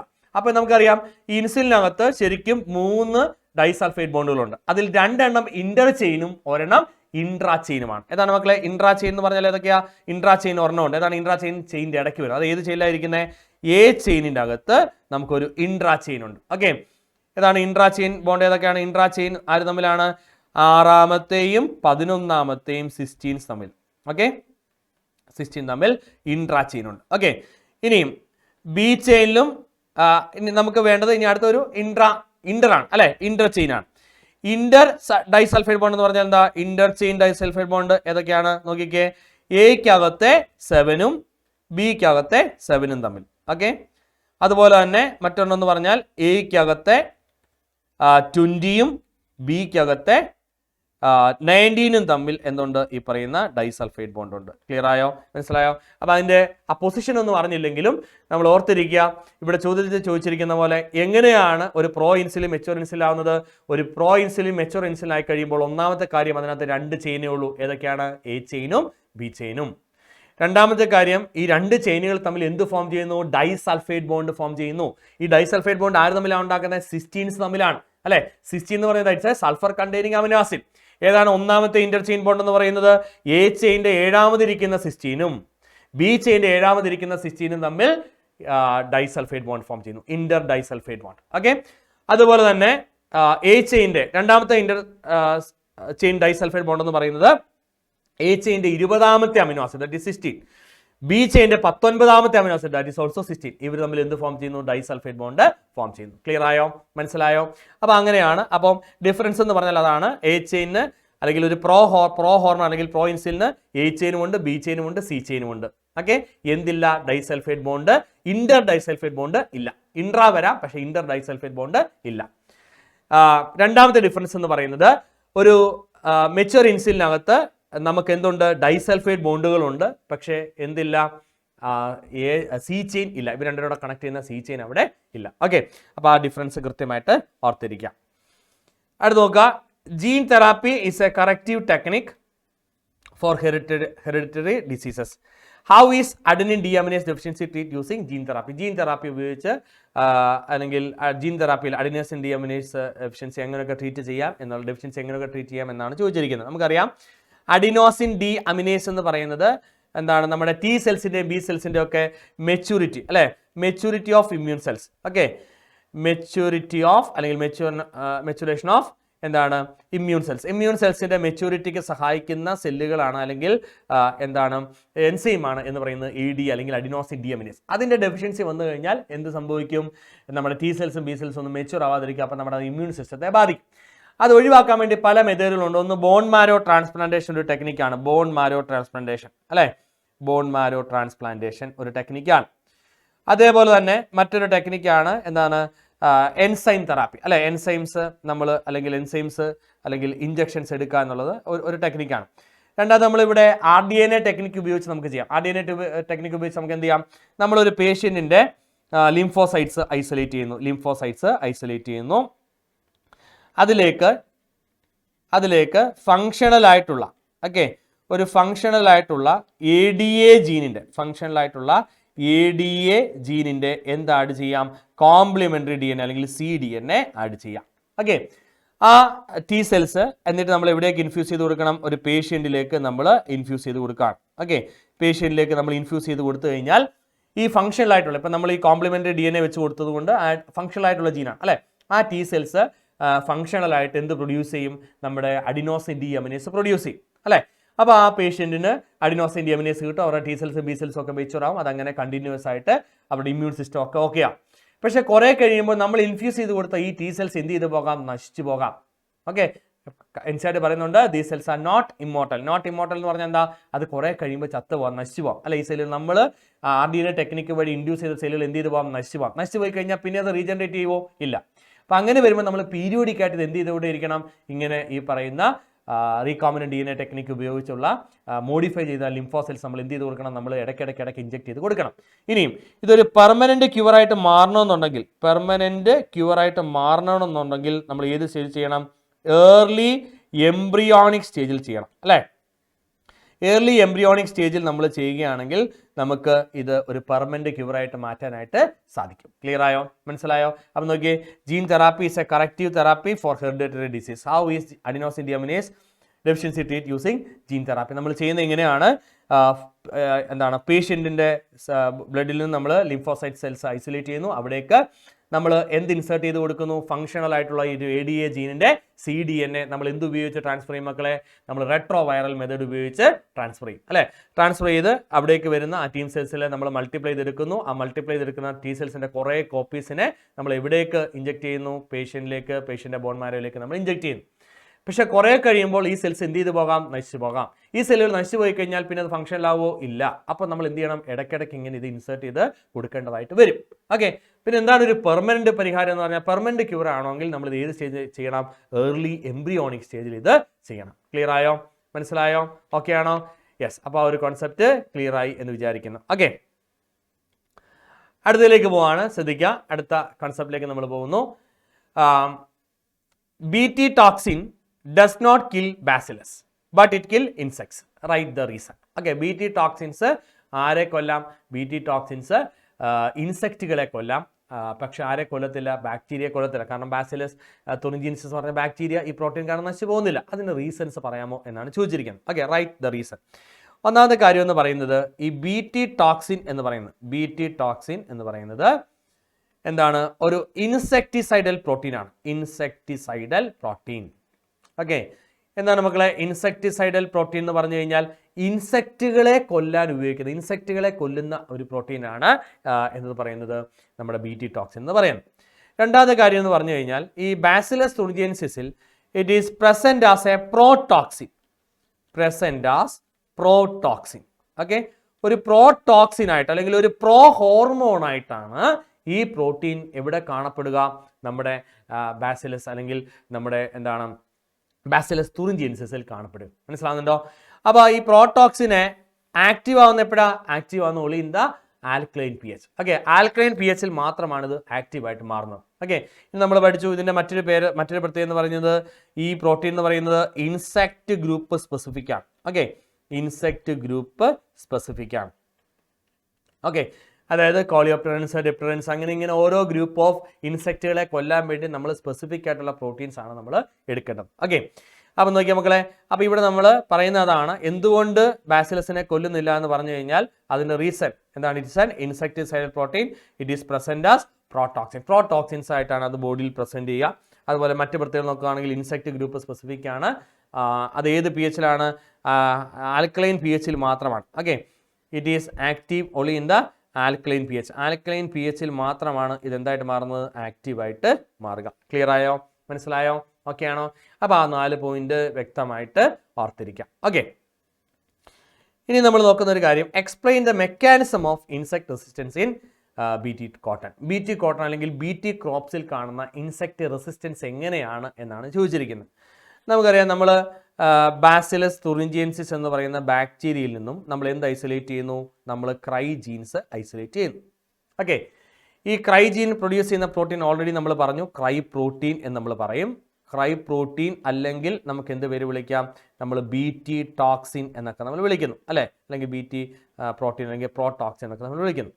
അപ്പോൾ നമ്മൾ ആദ്യം ചെയ്യേണ്ടത് നമ്മൾ ഈ BT കോട്ടനെ ഇൻഫെക്റ്റ് ചെയ്യുന്ന ഇൻസെക്റ്റ് ഏതാണെന്ന് കണ്ടുപിടിക്കണം. ഓക്കെ, ഇൻസെക്റ്റ് ഏതാണെന്ന് കണ്ടുപിടിക്കണം. എന്നിട്ട് ആ ഇൻസെക്റ്റിനെതിരെ, ഓക്കെ ശ്രദ്ധിച്ചോണേ, ആ ഇൻസെക്റ്റിനെതിരെ ഏത് പ്രോട്ടീനാണ് എന്ത് ചെയ്യുന്നത് നമുക്ക് ഉപയോഗിക്കാൻ പറ്റുന്ന ഈ പർട്ടിക്കുലർ ഇൻസെക്റ്റിനെ അല്ലെങ്കിൽ BT കോട്ടൺ എഗൻസ്റ്റ് ആയിട്ട് ആക്ട് ചെയ്യുന്ന ഇൻസെക്റ്റുകൾ, ഇപ്പോൾ ഏതെങ്കിലും ഒരു പർട്ടിക്കുലർ ഇൻസെക്റ്റ് എടുക്കാം, ആ ഇൻസെക്റ്റിനെ കൊല്ലാൻ വേണ്ടിയിട്ട് നമ്മൾ ഏത് പ്രോട്ടീനെ ഉപയോഗിക്കണം എന്നുള്ളത് നമ്മൾ ആദ്യം കണ്ടുപിടിക്കണം. ഓക്കെ, അപ്പോൾ നമ്മൾ പറഞ്ഞ പലതരം ജീനുകളുണ്ട്. എന്താണ്, Cry1AC ഉണ്ട് അല്ലേ, അതുപോലെ Cry2AB ഉണ്ട്, Cry1AB ഉണ്ട്, ഇങ്ങനെ പലതരം ജീനുകളുണ്ട് അല്ലേ. ഈ ജീനുകളെല്ലാം ഡിഫറെൻറ്റ് ടൈപ്സ് ഓഫ് പ്രോട്ടീനെ സിന്തസൈസ് ചെയ്യുന്നതാണ്. ആ പ്രോട്ടീനുകൾ പലതരത്തിലുള്ള ഇൻസെക്റ്റുകളെ കൊല്ലുന്നതുമാണ്. ഇപ്പം ഉദാഹരണത്തിന് BT കോട്ടൺ അഫക്റ്റ് ചെയ്യുന്ന ആരാണ്, BT അല്ലെങ്കിൽ കോട്ടൺ ബോൾ വേംസ് ആണ് അല്ലേ. അപ്പോൾ കോട്ടൺ ബോൾ വേംസിനെ കൊല്ലണമെങ്കിൽ നമ്മൾ ഇതിനകത്ത് ഏത് വേണമെന്ന് നമ്മൾ പഠിച്ചേ, ഒന്നെങ്കിൽ നമുക്ക് Cry2AB എടുക്കാം, ഓക്കെ, അല്ലെങ്കിൽ Cry1AC എടുക്കാം. ഇത് രണ്ടും എന്തിനു വേണ്ടി ഉപയോഗിക്കുന്നതാണ്, കോട്ടൺ ബോൾ വേംസിന് എഗൻസ്റ്റ് ആയിട്ട് ഉപയോഗിക്കുന്നതാണ്. ഓക്കെ, അപ്പോൾ ഫസ്റ്റ് പോയിന്റ് അതാണ്. ശ്രദ്ധിച്ച മക്കളെ, കോട്ടൺ ബോൾ വേംസിന് എഗൻസ്റ്റ് ആയിട്ട് നമ്മൾ ഉപയോഗിക്കുന്ന ജീനുകൾ ഏതാണ്, Cry1AC Cry2AB ആണ്. ഈ ജീനുകളാണ് നമ്മൾ ഐസൊലേറ്റ് ചെയ്യുന്നത്. അപ്പോൾ ഫസ്റ്റ് സ്റ്റെപ്പ് ഏതാണ്, isolation of Cry1AC Cry2AB gene. Okay, Cry1AC അല്ലെങ്കിൽ Cry2AB. ഓക്കെ, ഇതിലേതെങ്കിലും ജീനുകളെ നമ്മൾ ഐസൊലേറ്റ് ചെയ്യുന്നു, കോട്ടൺ ബോൾ വേംസിന് എഗൻസ്റ്റ് ആയിട്ട് നമ്മൾ ഉപയോഗിക്കുന്നതാണ്. ഓക്കെ, എന്നിട്ട് അതാണ് നമ്മുടെ ആദ്യത്തെ സ്റ്റെപ്പ്, ഐസൊലേഷൻ. എന്നിട്ട് നമ്മൾ ഈ ജീനുകളെ നമ്മൾ എവിടേക്ക് ട്രാൻസ്ഫർ ചെയ്യണം, ഒരു പ്ലാന്റിൻ്റെ അല്ലെങ്കിൽ BT കോട്ടൺ അല്ലെങ്കിൽ ഏതെങ്കിലും ഒരു കോട്ടൺ പ്ലാന്റിൻ്റെ അതിൻ്റെ സൈഗോട്ടിക് സ്റ്റേജിൽ നമ്മൾ ഇൻസേർട്ട് ചെയ്യണം. ഓക്കെ, സൈഗോട്ടിക് സ്റ്റേജ് അല്ലെങ്കിൽ ഏർലി എംബ്രിയോണിക് സ്റ്റേജിൽ നമ്മൾ എന്ത് ചെയ്യണം, ഇൻസേർട്ട് ചെയ്യണം. Okay, insertion at early embryonic stage അല്ലെങ്കിൽ സൈക്കോട്ടിക് സ്റ്റേജ്. ഓക്കെ, അത് നമ്മൾ ഉപയോഗിക്കുന്ന ടെക്നിക്ക് ഏതാണെന്ന് പറയാമോ? അത് നമ്മൾ ഉപയോഗിക്കുന്ന ടെക്നിക്ക് ഏതാണ്, അഗ്രോബാക്ടീരിയം ട്യൂമിഫിക്കേഷൻസ് ഉപയോഗിക്കാം, അല്ലെങ്കിൽ ജീൻ ഗൺ ഉപയോഗിക്കാം, അങ്ങനെ പല ടെക്നിക്കുകൾ നമുക്ക് ഉപയോഗിക്കാം. ഓക്കെ, ഇവിടെ നമ്മൾ അഗ്രോബാക്ടീരിയം ട്യൂമിഫിക്കേഷൻസ്, അതായത് പ്ലാന്റിലേക്ക് ഒരു ജീനെ ട്രാൻസ്ഫർ ചെയ്യാൻ നമ്മൾ ഉപയോഗിക്കുന്ന ടെക്നിക്കാണ് അഗ്രോബാക്ടീരിയം ട്യൂമിഫിക്കേഷൻസ്. ഓക്കെ, അഗ്രോബാക്ടീരിയം ട്യൂമിഫിക്കേഷൻസ് ഉപയോഗിച്ച് നമ്മൾ അതൊരു ഡിസാംഡ് പാതൻ ആക്കി എടുത്തിട്ട് നമ്മൾ അഗ്രോബാക്ടീരിയം ട്യൂമിഫിക്കേഷൻസ് ഉപയോഗിച്ച് നമ്മൾ എവിടേക്ക് ഇൻസേർട്ട് ചെയ്യുന്നു, നമ്മളൊരു പ്ലാന്റിൻ്റെ ഏർലി സൈക്കോട്ടിക് സ്റ്റേജിൽ ഇൻസേർട്ട് ചെയ്യുന്നു. നമ്മൾ ഈ പറയുന്ന cotton plant early psychotic stage നമ്മൾ ഇൻസേർട്ട് ചെയ്യുന്നു. ഓക്കെ, എന്നിട്ട് ആ കോട്ടൺ പ്ലാന്റ് വളർന്ന് വലുതായിട്ട് മാറും അല്ലേ, വളർന്ന് വലുതാവുന്നു. ആ സൈഗോട്ടിൽ നിന്നാണ് ഇത് ഡെവലപ്പ് ചെയ്തിരിക്കുന്നത് അല്ലേ. അപ്പോൾ സൈഗോട്ടിന് എന്തെല്ലാം ഫീച്ചേഴ്സ് ഉണ്ടോ ആ ഫീച്ചേഴ്സ് എല്ലാ പ്ലാന്റ് സെൽസിനും ഉണ്ടാവും. അങ്ങനെ ഇതിൻ്റെ ലീഫിലും സ്റ്റെമ്മിലും റൂട്ടിലും എല്ലാം ആരുണ്ട്, നമ്മുടെ ഈ പറയുന്ന ഈ കോട്ടൺ ബോൾ വേംസിന് എഗൻസ്റ്റ് ആയിട്ട് നമ്മൾ വെച്ച് കൊടുത്തിരിക്കുന്ന Cry1AC അല്ലെങ്കിൽ Cry2AB പ്രോട്ടീൻസ് ഉണ്ട്, അല്ലെങ്കിൽ ഉണ്ടാക്കുന്ന ജീനുകളുണ്ട്. ആ ജീനുകൾ എന്ത് പ്രൊഡ്യൂസ് ചെയ്യും, പ്രോട്ടീൻസ് പ്രൊഡ്യൂസ് ചെയ്യും. ഓക്കെ, അപ്പോൾ ഈ കോട്ടൺ ബോൾ വേംസ് വന്ന് ഈ പറയുന്ന BT കോട്ടണിൽ ഇൻഫെക്റ്റ് ചെയ്യുന്നത്, ഇത് വളർന്ന് വലിയ പ്ലാന്റായ BT കോട്ടണായി ഇൻഫെക്റ്റ് ചെയ്യാമെന്ന് വിചാരിക്കാം. ഇൻഫെക്റ്റ് ചെയ്യുമ്പോൾ എന്തായിരിക്കും സംഭവിക്കുക, ഈ പ്രോട്ടീൻസ് അല്ലേ, ആ പ്രോട്ടീൻസ് ഏത് ഫോമിലാണ് ഇരിക്കുന്നത് മക്കളെ, പ്രോടോക്സിൻസ് ആണ് അല്ലേ, പ്രോടോക്സിൻസ് ആണ്. ആ പ്രോടോക്സിൻസ് ക്രിസ്റ്റൽ രൂപത്തിലാണ് പൊടി പോലെ തരി പോലെ ഈ പ്രോട്ടീൻസ് ഇരിക്കുക. ഓക്കെ, ഇത് ഇൻസെക്റ്റിന്റെ എവിടേക്ക് വരുന്നു, മിഡ് ഗട്ടിലേക്ക് വരുന്നു. Okay, it is transfer to the mid gut of insect. Okay, ഇൻസെക്റ്റിന്റെ മിഡ് ഗട്ടിലേക്ക് വരികയാണ്. അപ്പോൾ ഇൻസെക്റ്റിന്റെ മിഡ് ഗട്ടിൽ എന്ത് pH ആണ്, ആൽക്കലൈൻ pH ആണ്. ഇൻസെക്റ്റിന്റെ മിഡ് ഗട്ടിൽ എന്ത് pH ആണ്, ആൽക്കലൈൻ pH ആണ്. ഓക്കെ, ആ മിഡ് ഗട്ടിൽ വെച്ച് ആൽക്കലൈൻ pH വരുമ്പോൾ ഇത് എന്തായിട്ട് മാറുന്നു, it will become active. Okay, the proteins will become active.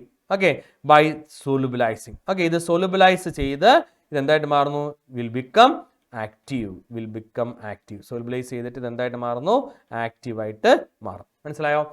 ആക്റ്റീവായിട്ടുള്ള ഈ ടോക്സിൻ അത് പ്രോടോക്സിൻ ആണോ, അല്ല, ആക്റ്റീവായിട്ടുള്ള ടോക്സിൻ ആണ്. Okay, that will affect the midgut epithelial cells അല്ലേ. this toxin will affect midgut epithelial cells ബാധിക്കുന്നു. ഓക്കെ, എപ്പിത്തീലിയൽ സെൽസിന്റെ ആ സെൽസിൽ അത് പറ്റിപ്പിടിച്ച് അവിടെ ചെറിയ ഹോൾസ് ഉണ്ടാക്കുന്നു, പോഴ്സ് ഉണ്ടാക്കുന്നു.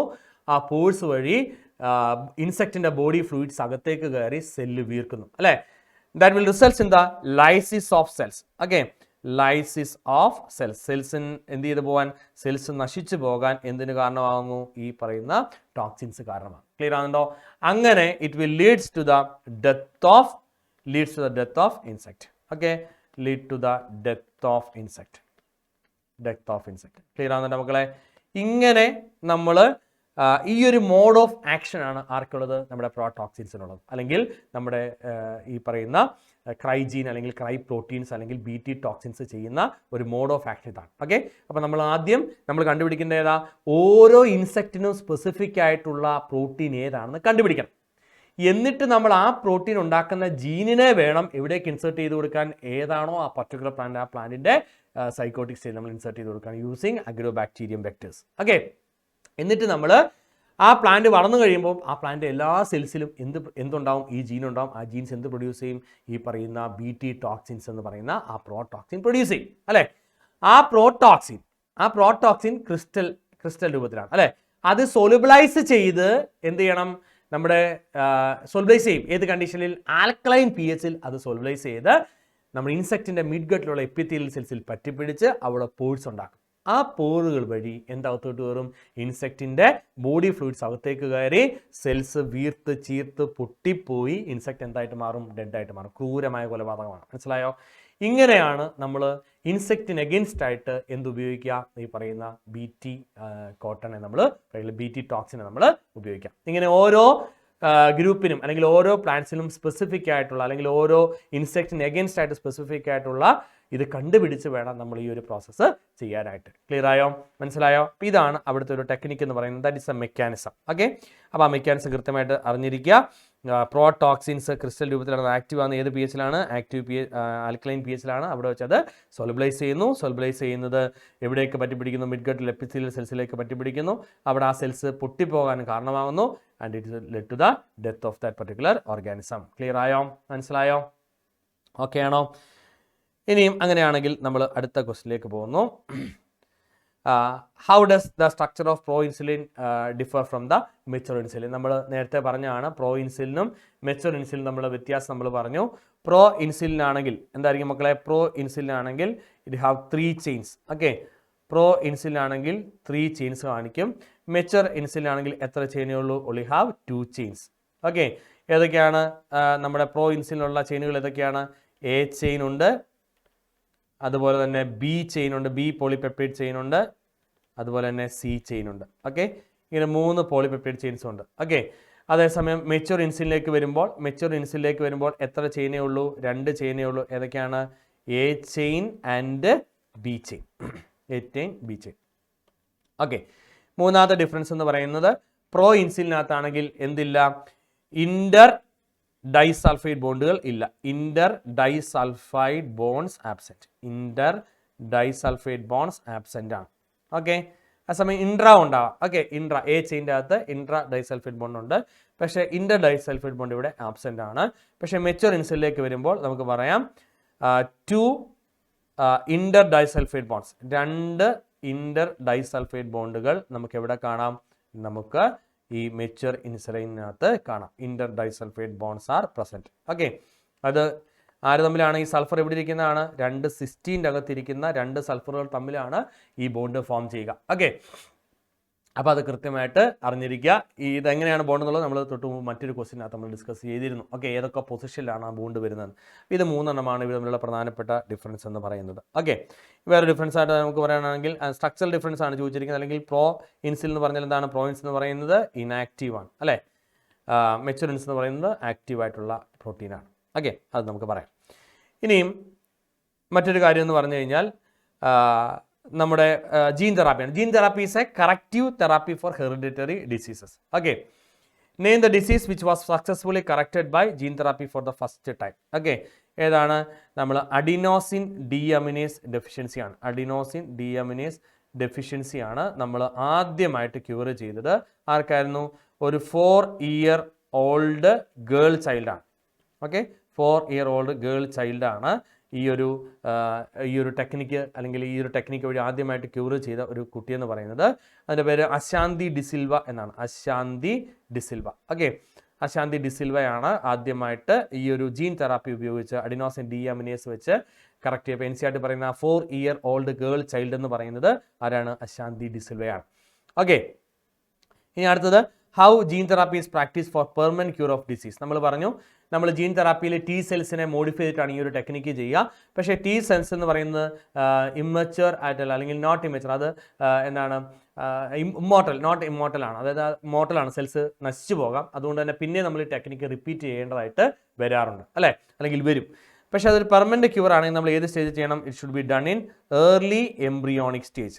ഓക്കെ, ഏർലി എംബ്രിയോണിക് സ്റ്റേജിൽ നമ്മൾ ചെയ്യുകയാണെന്നുണ്ടെങ്കിൽ ഈ പ്രോസസ്സ് ഒരു കംപ്ലീറ്റ് ക്യൂർ ആയിട്ട് നമുക്ക് മാറ്റാം. ഓക്കെ, അപ്പോൾ ഏതൊരു ജീൻ തെറാപ്പി ആണെങ്കിൽ നമ്മൾ ഏർലി എംബ്രിയോണിക് സ്റ്റേജിൽ ചെയ്യുന്നതായിരിക്കും എന്താണ് പ്രിഫറബിൾ. ഓക്കെ, അല്ലെങ്കിൽ സക്സസ് റേറ്റ് കൂട്ടുന്ന ഒരു ടെക്നിക്കാണ് ഏർലി എംബ്രിയോണിക് സ്റ്റേജിൽ ചെയ്യുക എന്നുള്ളത്. ഓക്കെ, അതും ഓർത്തിരിക്കുക.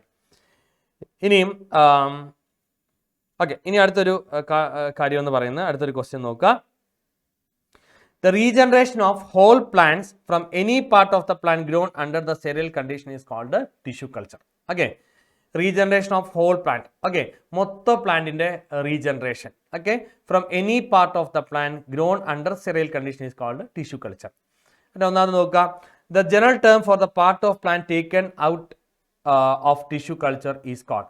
ഓക്കെ, ടിഷ്യൂ കൾച്ചറിന് വേണ്ടിയിട്ട് നമ്മൾ ക്രിയേറ്റ് ചെയ്യപ്പെടുന്ന ആ പ്ലാന്റ് പാർട്ടിന്റെ പേര് എന്താണെന്നാണ് ചോദിച്ചിരിക്കുന്നത്. ഓക്കെ, നോക്കിയാൽ മക്കളെ, നമുക്കറിയാം നമുക്ക് ഏതൊരു പ്ലാന്റ് പാർട്ടിനെ നമുക്ക് എന്തായിട്ട് ഉപയോഗിക്കാം? ടിഷ്യൂ കൾച്ചറിൽ, ടിഷ്യൂ കൾച്ചറിന് വേണ്ടി ഉപയോഗിക്കാം. ടിഷ്യൂ കൾച്ചർ എന്ന് പറഞ്ഞാൽ തന്നെ എന്താണ് ടിഷ്യൂ കൾച്ചർ എന്ന് പറഞ്ഞാൽ? എന്താ ടിഷ്യൂ കൾച്ചർ എന്നുള്ള വാക്കിൽ തന്നെയുണ്ട്, നമുക്കിവിടെ സീഡോ പ്രൊപ്പഗ്യൂൾസോ ഒന്നും വേണ്ട, ഏതെങ്കിലും ഒരു പ്ലാന്റ് ടിഷ്യൂ കിട്ടിയാൽ മതി, ഗ്രൂപ്പ് ഓഫ് സെൽസിനെ കിട്ടിയാൽ മതി, അല്ലേ?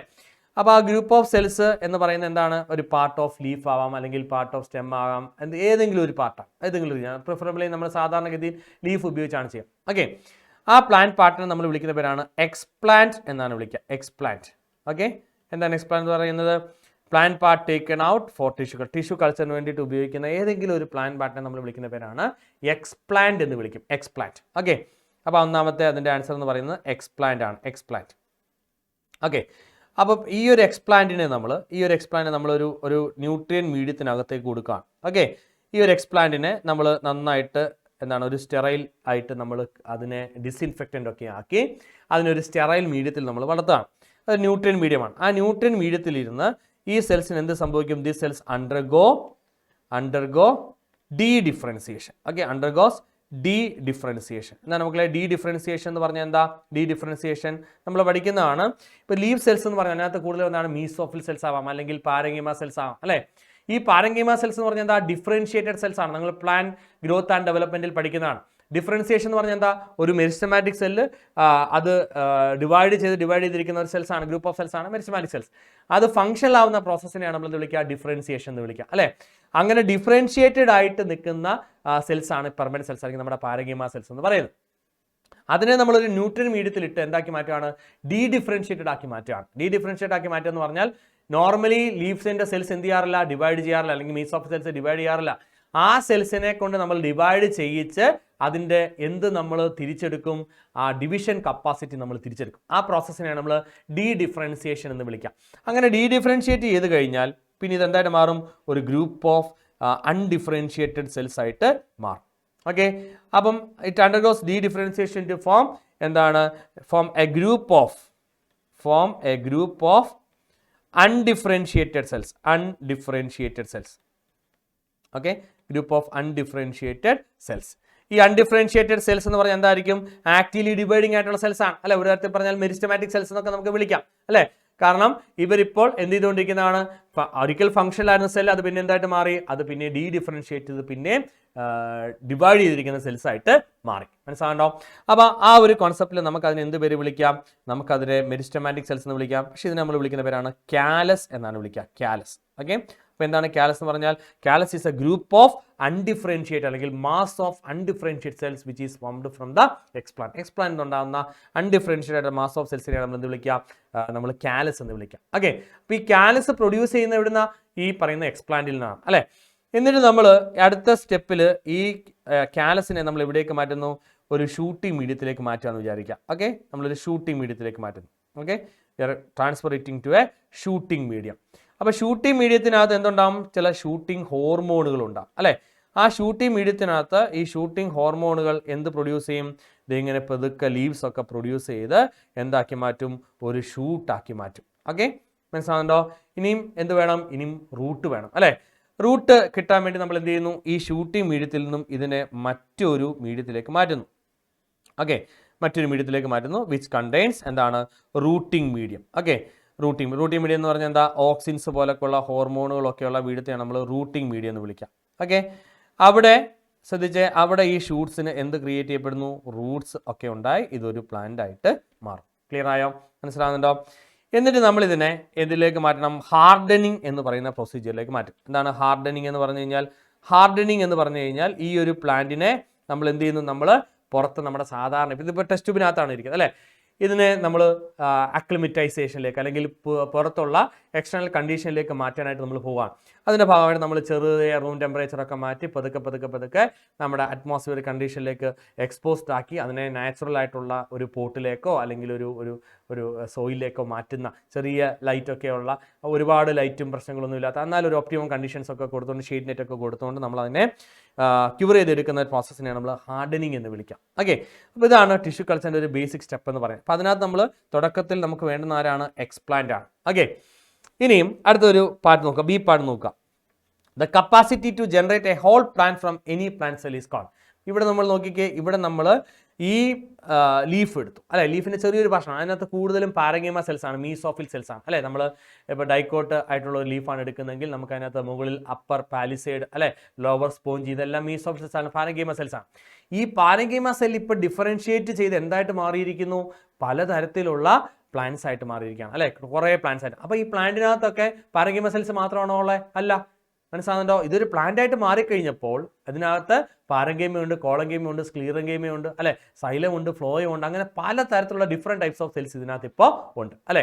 അപ്പോൾ അങ്ങനെ വരുമ്പോൾ നമുക്ക് എന്ത് പറയാം, ഈ നമ്മളെടുത്ത എക്സ്പ്ലാന്റ് അല്ലെങ്കിൽ ഗ്രൂപ്പ് ഓഫ് ടിഷ്യൂ അല്ലേ, അതെന്തായിരുന്നു, അത് മീസോഫിൽ സെൽസ് ആയിരുന്നു. പക്ഷേ അതിപ്പോൾ ഉണ്ടാക്കിയിരിക്കുന്നത് ഡിഫറെൻറ്റ് ടൈപ്സ് ഓഫ് സെൽസിലാണ് അല്ലേ, പാരഗീമ, കോളഗീമ, സ്ക്ലീറഗീമ എല്ലാം ഇപ്പോൾ ഈ പ്ലാന്റിൻ്റെ പാർട്ടാണ്.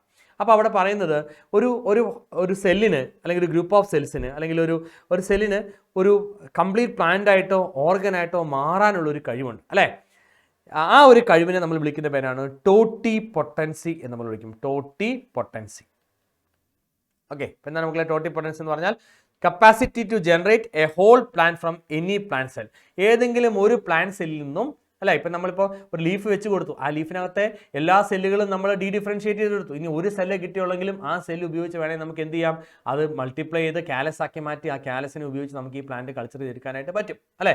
അപ്പോൾ നമ്മളവിടെ പറയുന്നതാണ് capacity to generate a whole plant from any plant cell is known as totipotency. ആ ടെക്നിക്കിനെയാണ് നമ്മൾ എന്ത് വിളിക്കുക, അല്ലെങ്കിൽ അതിന് പിന്നിലുള്ള പ്രിൻസിപ്പിളിനെയാണ് നമ്മൾ വിളിക്കുക ടോട്ടി പൊട്ടൻസി എന്ന് പറയാം അല്ലേ. അല്ലെങ്കിൽ എന്താണ് ടിഷ്യൂ കൾച്ചറിന് പിന്നിലുള്ള പ്രിൻസിപ്പിൾ എന്താണ്, ടിഷ്യൂ കൾച്ചർ നടക്കാനുള്ള പ്രധാനപ്പെട്ട റീസൺ ഏതാണെന്ന് ചോദിച്ചു കഴിഞ്ഞാൽ അതേതാണ്, അത് ടോട്ടി പൊട്ടൻസിയാണ്. ക്ലിയർ ആയോ, മനസ്സിലായല്ലോ? അപ്പോൾ അത് കൃത്യമായിട്ട് ഓർത്തിരിക്കാം. ഓക്കെ, അടുത്ത ഒരു കോൺസെപ്റ്റ് എന്ന് പറയുന്നത് ശ്രദ്ധിക്കുക, അടുത്തൊരു ചോദ്യം ഇതാണ്. Vidya got a plant which was affected with viral disease.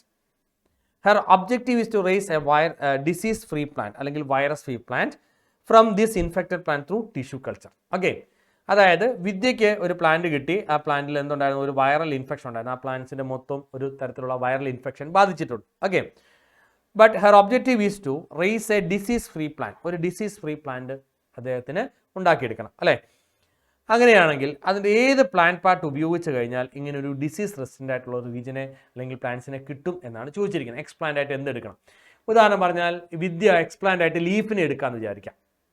അപ്പോൾ വിദ്യ എക്സ്പ്ലാന്റ് ആയിട്ട് ലീഫിനെ എടുത്തു കഴിഞ്ഞാൽ ലീഫിനകത്ത് വൈറൽ ഇൻഫെക്ഷൻ ഉണ്ട് അല്ലേ. അതുകൊണ്ടൊന്ന് വിദ്യ എത്ര ഡിസ്ഇൻഫെക്ഷൻസ് നടത്തി കഴിഞ്ഞാലും അതിനകത്ത് വൈറസ് ഉണ്ടാവാം അല്ലേ. അപ്പം ആ വൈറസ് ഉള്ള ആ ലീഫിനെ കൊണ്ടുവന്ന് പിന്നെ നമ്മളൊരു ന്യൂട്രിയൻ മീഡിയത്തിലേക്ക് ഇട്ടുകഴിഞ്ഞാൽ അതിനകത്ത് വൈറസ് മൾട്ടിപ്ലൈ ചെയ്ത് ആ സിസ്റ്റം മൊത്തം എന്തായിട്ട് മാറാം, കണ്ടാമിനേറ്റഡ് ആയിട്ട് മാറാം. അപ്പോൾ വിദ്യ പിന്നെ എന്തെടുക്കണം, ഈ പ്ലാന്റിൽ ഏതെങ്കിലും പാർട്ടിൽ വൈറസ് ഇൻഫെക്റ്റഡ് ആവാത്ത റീജിയൻ ഉണ്ടോ എന്ന് നോക്കണം. അതായത് നമുക്ക് പല പാർട്ടുണ്ടല്ലോ, ലീഫുണ്ട്, സ്റ്റെമ്പുണ്ട്, റൂട്ടുണ്ട് അല്ലേ. ഇതിനകത്ത് തന്നെ പല ഭാഗങ്ങളുണ്ട്. ഇപ്പോൾ നമ്മൾ സ്റ്റെമ്മിൻ്റെ അനാറ്റമി നോക്കാം, ലീഫിൻ്റെ അനാറ്റമി നോക്കാം, നമുക്ക് പലതരത്തിലുള്ള റീജിയൻസ് ഒക്കെ കാണാം അല്ലേ. അപ്പോൾ ഇതിൽ എവിടെ നിന്ന് എടുത്തു കഴിഞ്ഞാലാണ് ഈ വൈറസ് ഇല്ലാത്ത ഒരു റീജിയനിൽ എടുത്താൽ മാത്രമേ നമുക്ക് എന്ത് ചെയ്യാൻ പറ്റത്തുള്ളൂ, വൈറസ് ഫ്രീ പ്ലാന്റ് ഉണ്ടാക്കിയെടുക്കാനായിട്ട് പറ്റത്തുള്ളൂ. അവിടെ എവിടെ പറ്റുമെന്നാണ് ചോദിച്ചിരിക്കുന്നത്. നോക്കിക്കേ, ഒന്നാമത്തെ ചോദ്യം അതാണ്, which part of the plant should be selected as the explant. അങ്ങനെ ഒരു വൈറസ് ഫ്രീ കൾച്ചർ ഉണ്ടാവണമെന്നുണ്ടെങ്കിൽ ഏത് പ്ലാന്റ് പാർട്ടിനെ എടുക്കണം എന്നാണ് ഒന്നാമത്തെ ചോദ്യം. ഓക്കെ, ഏത് പ്ലാന്റ് പാറ്റേൺ എടുത്ത് എക്സ്പ്ലാന്റ് ആയിട്ട് സെലക്ട് ചെയ്താലാണ് നമുക്ക് വൈറസ് ഫ്രീ പ്ലാന്റിന് ഉണ്ടാക്കാനായിട്ട് പറ്റുക?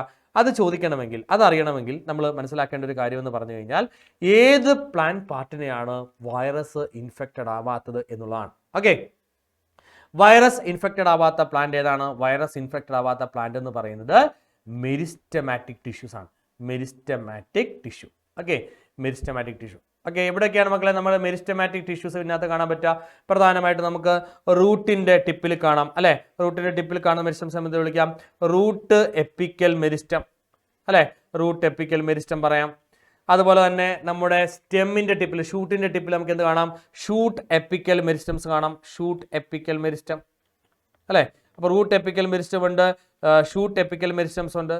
അതുപോലെ ഇന്റർ കാലറി മെരിസ്റ്റംസ് കാണാം അല്ലെ. നമ്മൾ എന്താണ് ഷൂട്ടൊക്കെ അല്ലെങ്കിൽ ബ്രാഞ്ചസ് ഒക്കെ റൈസ് ചെയ്ത് വരുന്ന ആ പോർഷൻ നോഡുലാർ റീജിയൻസിൽ നമുക്ക് എന്തിനെ കാണാം? ഇന്റർ കാലറി മെരിസ്റ്റംസ് ഒക്കെ കാണാം. ഇന്റർ കാലറി മെരിസ്റ്റം അല്ലെ. ഇതിനകത്ത് നമുക്ക് എടുക്കാൻ സൗകര്യമായിട്ടുള്ള രണ്ട് മെരിസ്റ്റംസ് ഉണ്ട്. ഒന്ന് ഷൂട്ട് ടിപ്പിൽ ഉണ്ട്, അതുപോലെ തന്നെ റൂട്ട് ടിപ്പിലുണ്ട്. അപ്പം പ്രധാനമായിട്ട് നമുക്ക് ഇവിടെ അങ്ങനെ എടുത്ത് പറഞ്ഞില്ലെങ്കിൽ നമുക്ക് എന്ത് പറഞ്ഞാൽ മതി? മെരിസ്റ്റമാറ്റിക് സെൽസ് എന്ന് പറയാം, അല്ലെങ്കിൽ മെരിസ്റ്റമാറ്റിക് ടിഷ്യൂസ് ഉപയോഗിച്ചാലാണ് ഒരു പ്ലാന്റ്, ബീച്ച് പ്ലാന്റ് പാർട്ട് അല്ലെങ്കിൽ ഷൂട്ട് എപ്പിക്കൽ മെരിസ്റ്റം അല്ലെങ്കിൽ റൂട്ട് എപ്പിക്കൽ മെരിസ്റ്റംസ് ഉപയോഗിച്ച് കഴിഞ്ഞാലാണ് നമുക്ക് എന്തുണ്ടാക്കാൻ പറ്റുക? വൈറസ് ഫ്രീ പ്ലാന്റിനെ ഉണ്ടാക്കിയെടുക്കാനായിട്ട് എക്സ്പ്ലാന്റ് ആയിട്ട് നമുക്ക് ആരെ എടുക്കാം? ഈ പറയുന്ന ഷൂട്ട് എപ്പിക്കൽ മെരിസ്റ്റത്തെയോ റൂട്ട് എപ്പിക്കൽ മെരിസ്റ്റത്തെയോ ഉപയോഗിക്കാം അല്ലേ. ഇനി നമ്മൾ രണ്ടാമത്തെ ക്വസ്റ്റ്യനിലേക്ക് നോക്കാം. എന്തുകൊണ്ടാണ് നമ്മൾ ഇത് ഉപയോഗിക്കുന്നതെന്നാണ് ചോദിക്കുന്നത്. ഓക്കെ, ഞാൻ ഓൾറെഡി പറഞ്ഞു മെരിസ്റ്റംസിനെ എന്ത് ബാധിക്കാറില്ല? നമ്മുടെ വൈറസ് ബാധിക്കാറില്ല എന്നാണ് പറയുന്നത്. ഓക്കെ, അതിൻ്റെ റീസൺസ് ആണ് ചോദിച്ചിരിക്കുന്നത്. അല്ലെ, നമ്മളൊരു കാര്യം പറയുമ്പോൾ അതിനൊരു റീസൺ വേണമല്ലോ. എന്തുകൊണ്ടാണ് നമ്മൾ ഈ മെരിസ്റ്റമാറ്റിക് ടിഷ്യൂവിനെ ഉപയോഗിച്ച് ഇത് ചെയ്ത് കഴിഞ്ഞാൽ വൈറസ് അല്ലെങ്കിൽ വൈറസ് ഇൻഫെക്ഷൻ ഉണ്ടാവാത്തതാണ് ചോദ്യം. അത് നമുക്ക് രണ്ട് റീസൺസ് പറയാം. ഒന്നാമതായിട്ട് നമ്മൾ ആക്റ്റീവായിട്ട് സെൽസ് ഡിവൈഡ് ചെയ്യുന്ന സമയത്ത് ചില ആൻറ്റി വൈറൽ കണ്ടൻസ് അവർ പ്രൊഡ്യൂസ് ചെയ്യുന്നുണ്ട്. ആൻറ്റി വൈറൽ ആയിട്ടുള്ള കോംപ്ലിമെന്റ്സ് അവർ പ്രൊഡ്യൂസ് ചെയ്യുന്നുണ്ട്. അതുകൊണ്ട് തന്നെ വൈറസിനെ പെട്ടെന്ന് ആരെ അറ്റാക്ക് ചെയ്യാൻ പറ്റത്തില്ല? മെരിസ്റ്റമാറ്റിക് സെൽസിനെ അറ്റാക്ക് ചെയ്യാനായിട്ട് പറ്റത്തില്ല. രണ്ടാമത്തെ ഒരു കാര്യം എന്ന് പറഞ്ഞാൽ മെരിസ്റ്റമാറ്റിക് സെൽസ് എന്ന് പറഞ്ഞാൽ എന്താണ്? ആക്റ്റീവ്ലി ഡിവൈഡിങ് സെൽസ് ആണ് അല്ലെ. They divide faster than the virus multiplication. മനസ്സിലാകുന്നുണ്ടോ? വൈറസ് മൾട്ടിപ്ലൈ ചെയ്യുന്നതിനേക്കാളും വളരെ ഫാസ്റ്റ് ആയിട്ട് ആര് ഡിവൈഡ് ചെയ്യുന്നുള്ളവരാണ്? Meristematic cells are divide. അപ്പൊ നമുക്ക് പറയാം the divides faster than meristematic cells divides faster than എന്താണ്? വൈറസ്. വൈറസ് ഡിവൈഡ് ചെയ്യുന്നതിനെക്കാട്ടിലും ഫാസ്റ്റർ ആയിട്ട് ആര് ഡിവൈഡ് ചെയ്യും? ഈ മെരിസ്റ്റമാറ്റിക് സെൽസ്. അതുകൊണ്ട് വൈറസിന്റെ ഒരു എസ്റ്റാബ്ലിഷ്മെന്റ് ഉണ്ടാക്കാനായിട്ട് പറ്റത്തില്ല. ഇപ്പോൾ വൈറസ് ഒരു മെരിസ്റ്റമാറ്റിക് സെൽസിൽ ഒന്നാമത്തെ കാര്യം അറ്റാക്ക് ചെയ്യാനായിട്ട് പറ്റത്തില്ല. കാരണം അവിടെ ചില viral components, anti viral components ഒക്കെ ആര് പ്രൊഡ്യൂസ് ചെയ്യുന്നുണ്ട്? ഈ സെല്ലിന്റെ ഡിവിഷന്റെ സമയത്ത് പ്രൊഡ്യൂസ് ചെയ്യുന്നുണ്ട്. അപ്പോൾ അതുകൊണ്ട് തന്നെ വൈറസിനെ അറ്റാക്ക് ചെയ്യാൻ പറ്റത്തില്ല. ഇനി എങ്ങാനും അറ്റാക്ക് ചെയ്യാതെ തന്നെ നമ്മളൊരു വൈറസ് അങ്ങോട്ട് കയറി എസ്റ്റാബ്ലിഷ് ചെയ്ത് വരുമ്പോഴത്തേന് ഈ സെല്ല് ഡിവൈഡ് എത്രയായിട്ട് മാറും? രണ്ടായിട്ട് മാറും. മനസ്സിലാകുന്നുണ്ടോ? അപ്പോൾ വൈറസ് ഇൻഫെക്ട് ചെയ്യുന്നതിനെക്കാട്ടിലും വളരെ ഫാസ്റ്റർ ആയിട്ടാണ് ആര് ഡിവൈഡ് ചെയ്യുന്നത്? മെരിസ്റ്റമാറ്റിക് സെൽസ് ഡിവൈഡ് ചെയ്യുക. അപ്പം നമുക്ക് പറയാൻ പറ്റും ഒരിക്കലും നമുക്കൊരു മെരിസ്റ്റമാറ്റിക് സെൽസിനെ ആർക്ക് അറ്റാക്ക് ചെയ്യാനായിട്ട് പറ്റത്തില്ല? വൈറസിനെ അറ്റാക്ക് ചെയ്യാനായിട്ട് പറ്റത്തില്ല. ക്ലിയർ ആയോ? അതുകൊണ്ട് തന്നെ നമുക്ക് ഏറ്റവും ബെസ്റ്റ് മെത്തേഡ് എന്താണ്? ഒരു വൈറസ് ഫ്രീ കൾച്ചറിന് വേണ്ടിയിട്ട് നമ്മൾ ഉപയോഗിക്കുന്ന ടെക്നിക്കിനെയാണ് നമ്മൾ മെരിസ്റ്റം കൾച്ചർ എന്ന് വിളിക്കുക. Meristem culture. Okay, so meristem culture can be adopted to create virus free plants. Virus free plants ഉപയോഗിക്കാൻ വേണ്ടിയിട്ട് നമുക്ക് അല്ലെങ്കിൽ ഉണ്ടാക്കിയെടുക്കാനായിട്ട് നമുക്ക് എന്ത് ടെക്നിക്ക് ഉപയോഗിക്കാം? മെരിസ്റ്റം കൾച്ചർ ഉപയോഗിക്കാം. എന്തുകൊണ്ട് മെരിസ്റ്റമാറ്റിക് ടിഷ്യൂസ് ഉപയോഗിക്കുന്നു? ഒന്നാമത്തെ കാര്യം, they can produce during the cell division. Okay, they will produce certain antiviral components. Antiviral components ഉണ്ടാക്കുന്നത് കൊണ്ട് തന്നെ വൈറസിനെ അറ്റാക്ക് ചെയ്യാനായിട്ട് പറ്റത്തില്ല. രണ്ടാമത്തെ ഒരു റീസൺ എന്ന് പറയുന്നത് this meristematic cells divide faster than എന്താണ്? വൈറസ്. ഓക്കെ, അതുകൊണ്ട് തന്നെ മെരിസ്റ്റമാറ്റിക് സെൽസിനെ അറ്റാക്ക് ചെയ്യാൻ ആർക്ക് പറ്റത്തില്ല? അല്ലെങ്കിൽ ഒരു വൈറൽ ഇൻഫെക്ഷൻസ് എവിടെ ഉണ്ടാവാറില്ല? മെരിസ്റ്റമാറ്റിക് റീജിയനിൽ ഉണ്ടാവാറില്ല അല്ലെ. നമ്മൾ റൂട്ടൊക്കെ പഠിക്കുമ്പോൾ റൂട്ടിന്റെ 3 സോണുകളൊക്കെ നമ്മൾ പഠിക്കുന്നതിനകത്ത് ഏറ്റവും ടിപ്പിൽ വരുന്ന സോണാണ് മെരിസ്റ്റമാറ്റിക് സോൺ എന്ന് പറയുന്നത് അല്ലെ. അപ്പോൾ അത് കൃത്യമായിട്ട് ഓർത്തിരിക്കുക. അപ്പോൾ ആ രണ്ട് റീസൺസും കൃത്യമായിട്ട് അറിഞ്ഞിരിക്കുക. ഓക്കെ അല്ലേ? അപ്പം എങ്ങനെയാണ് വൈറൽ ഫ്രീ പ്ലാന്റ് ഉണ്ടാക്കുന്ന വിദ്യയ്ക്ക് എന്തെടുക്കാം? വിദ്യയ്ക്ക് മെരിസ്റ്റമാറ്റിക് ടിഷ്യൂവിനെ എക്സ്പ്ലാന്റ് ആയിട്ട് എടുക്കാം അല്ലെ. എന്തുകൊണ്ട്? Meristematic cells are not infected by virus. അതെന്തുകൊണ്ട്? അതിന് reason 2, during cell division certain antiviral complements are produce. രണ്ടാമത്തേത് the divides faster than virus. Okay, clear അല്ലേ? അടുത്തൊരു ക്വസ്റ്റ്യനിലേക്ക് നമുക്ക് പോകാം. ഓക്കെ, അപ്പോൾ അത്രയും കാര്യങ്ങൾ ക്ലിയർ ആയല്ലോ? ഓക്കെ അല്ലേ? യെസ്. അപ്പം അത്രയും പ്രധാനപ്പെട്ട കോൺസെപ്റ്റുകളാണ് നമ്മൾ ഡിസ്കസ് ചെയ്യുന്നത്. നോക്കിയാൽ മക്കളെ, നോക്കിയേ, അപ്പം പ്രധാനപ്പെട്ട ചില കാര്യങ്ങൾ നമ്മൾ ജീൻ തെറാപ്പിയുമായിട്ട് ബന്ധപ്പെട്ട് പറഞ്ഞു, അതുപോലെ ഇൻസുലിനുമായിട്ട് ബന്ധപ്പെട്ട് പറഞ്ഞു അല്ലേ. നമ്മൾ പല ക്വസ്റ്റ്യൻസ് ഡിസ്കസ് ചെയ്തു. ബാസിലസ് തുർജിയൻസിൻ്റെ ഇതൊക്കെ സ്ഥിരം ക്വസ്റ്റ്യൻസ് ചോദിച്ചുകൊണ്ടിരിക്കുന്ന ഒരു റീജിയനാണ്. ഓക്കെ, BT കോട്ടൺസിനെ കുറിച്ച്, BT ജീൻസിനെ കുറിച്ച് അറിഞ്ഞിരിക്കുക. 3 ക്രിട്ടിക്കൽ ഏരിയ ഓഫ് റിസർച്ച് നമ്മൾ പറഞ്ഞു.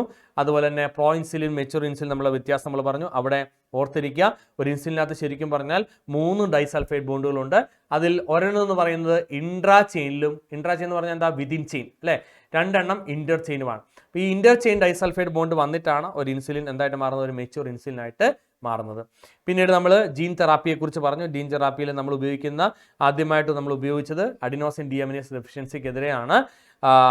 എന്താണ് അവിടെ നമ്മൾ ADA ജീൻ എന്ന് പറഞ്ഞ ജീൻ എഗൻസ്റ്റ് ആയിട്ട്, അല്ലെങ്കിൽ ആ ജീനിനെ മോഡിഫൈ, ആ ജീൻ്റെ ആ ഡെഫിഷ്യൻസി അല്ലെങ്കിൽ അതിൻ്റെ ആ ഒരു എന്താ പറയുക ഡെഫിഷ്യൻസി ഒഴിവാക്കാൻ വേണ്ടി നമ്മൾ T സെൽസിലേക്ക് നമ്മുടെ ജീൻ ഓഫ് ഇൻട്രസ്റ്റിനെ നമ്മൾ ഇൻസേർട്ട് ചെയ്ത് റെട്രോവൈറൽ മെത്തേഡ് വഴി T സെൽസിലേക്ക് ട്രാൻസ്ഫർ ചെയ്ത് നമുക്കത് ഉപയോഗിക്കാം. പക്ഷേ അത് കുറേ കഴിയുമ്പോൾ ആ സെൽസ് നശിച്ചു പോകും. അതുകൊണ്ട് തന്നെ ഇതൊരു പെർമനൻറ്റ് ക്യൂറായിട്ട് ഉപയോഗിക്കണമെങ്കിൽ ഏർലി എംബ്രിയോണിക് സ്റ്റേജിൽ ചെയ്യണമെന്ന് നമ്മൾ പറഞ്ഞു. എന്തുകൊണ്ട് BT ടോക്സിൻ ഇൻസെക്റ്റുകളെ മാത്രമേ കൊല്ലുന്നു, അല്ലെങ്കിൽ ബാസിലസ് ബാക്ടീരിയ കൊല്ലുന്നില്ല, അതിൻ്റെ റീസൺ നമ്മൾ പറഞ്ഞു. ആ റീസൺസ് ഓർത്തിരിക്കുക. അതുപോലെ തന്നെ മോഡ് ഓഫ് ആക്ഷൻ, അതായത് മെക്കാനിസം എങ്ങനെയാണ്, ഇൻസെക്റ്റുകളെ എങ്ങനെയാണ് കൊല്ലുന്നത് എന്ന് നമ്മൾ ആ ഒരു മെക്കാനിസം ഓർത്തിരിക്കുക.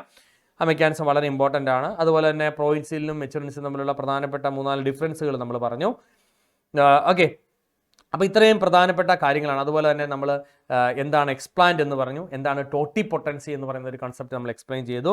മെരിസ്റ്റമാറ്റിക് സെൽസിൻ്റെ ആ ഒരു കൾച്ചറിന് വേണ്ടിയിട്ട് നമ്മൾ ഉപയോഗിക്കുന്നത് എന്താണെന്ന് നമ്മൾ പറഞ്ഞു. ഓക്കെ, അപ്പോൾ അത്രയും കാര്യങ്ങളാണ് നമുക്ക് ഡിസ്കസ് ചെയ്യാനായിട്ടുള്ളത്. അപ്പം എല്ലാവർക്കും ഓൾ ദി വെരി ബെസ്റ്റ്. എല്ലാവരും നന്നായിട്ട് പഠിക്കുക. ഇത് നല്ലൊരു ചാപ്റ്ററാണ്, സിമ്പിൾ ചാപ്റ്ററാണ്. കോൺസെപ്റ്റ് മനസ്സിലാക്കിയും ചില കാര്യങ്ങളൊക്കെ ബൈഹേർട്ട് ചെയ്യേണ്ടതായിട്ടും വരും. ബൈഹേർട്ട് ചെയ്യേണ്ടതായിട്ട് ബൈഹേർട്ട് ചെയ്തും കോൺസെപ്റ്റ് മനസ്സിലാക്കേണ്ടത് കോൺസെപ്റ്റ് മനസ്സിലാക്കിയും പഠിക്കുക. അപ്പോൾ എല്ലാവർക്കും all the very best. Okay, എല്ലാവരും നന്നായിട്ട് പഠിക്കുക. God bless you all. Thank you.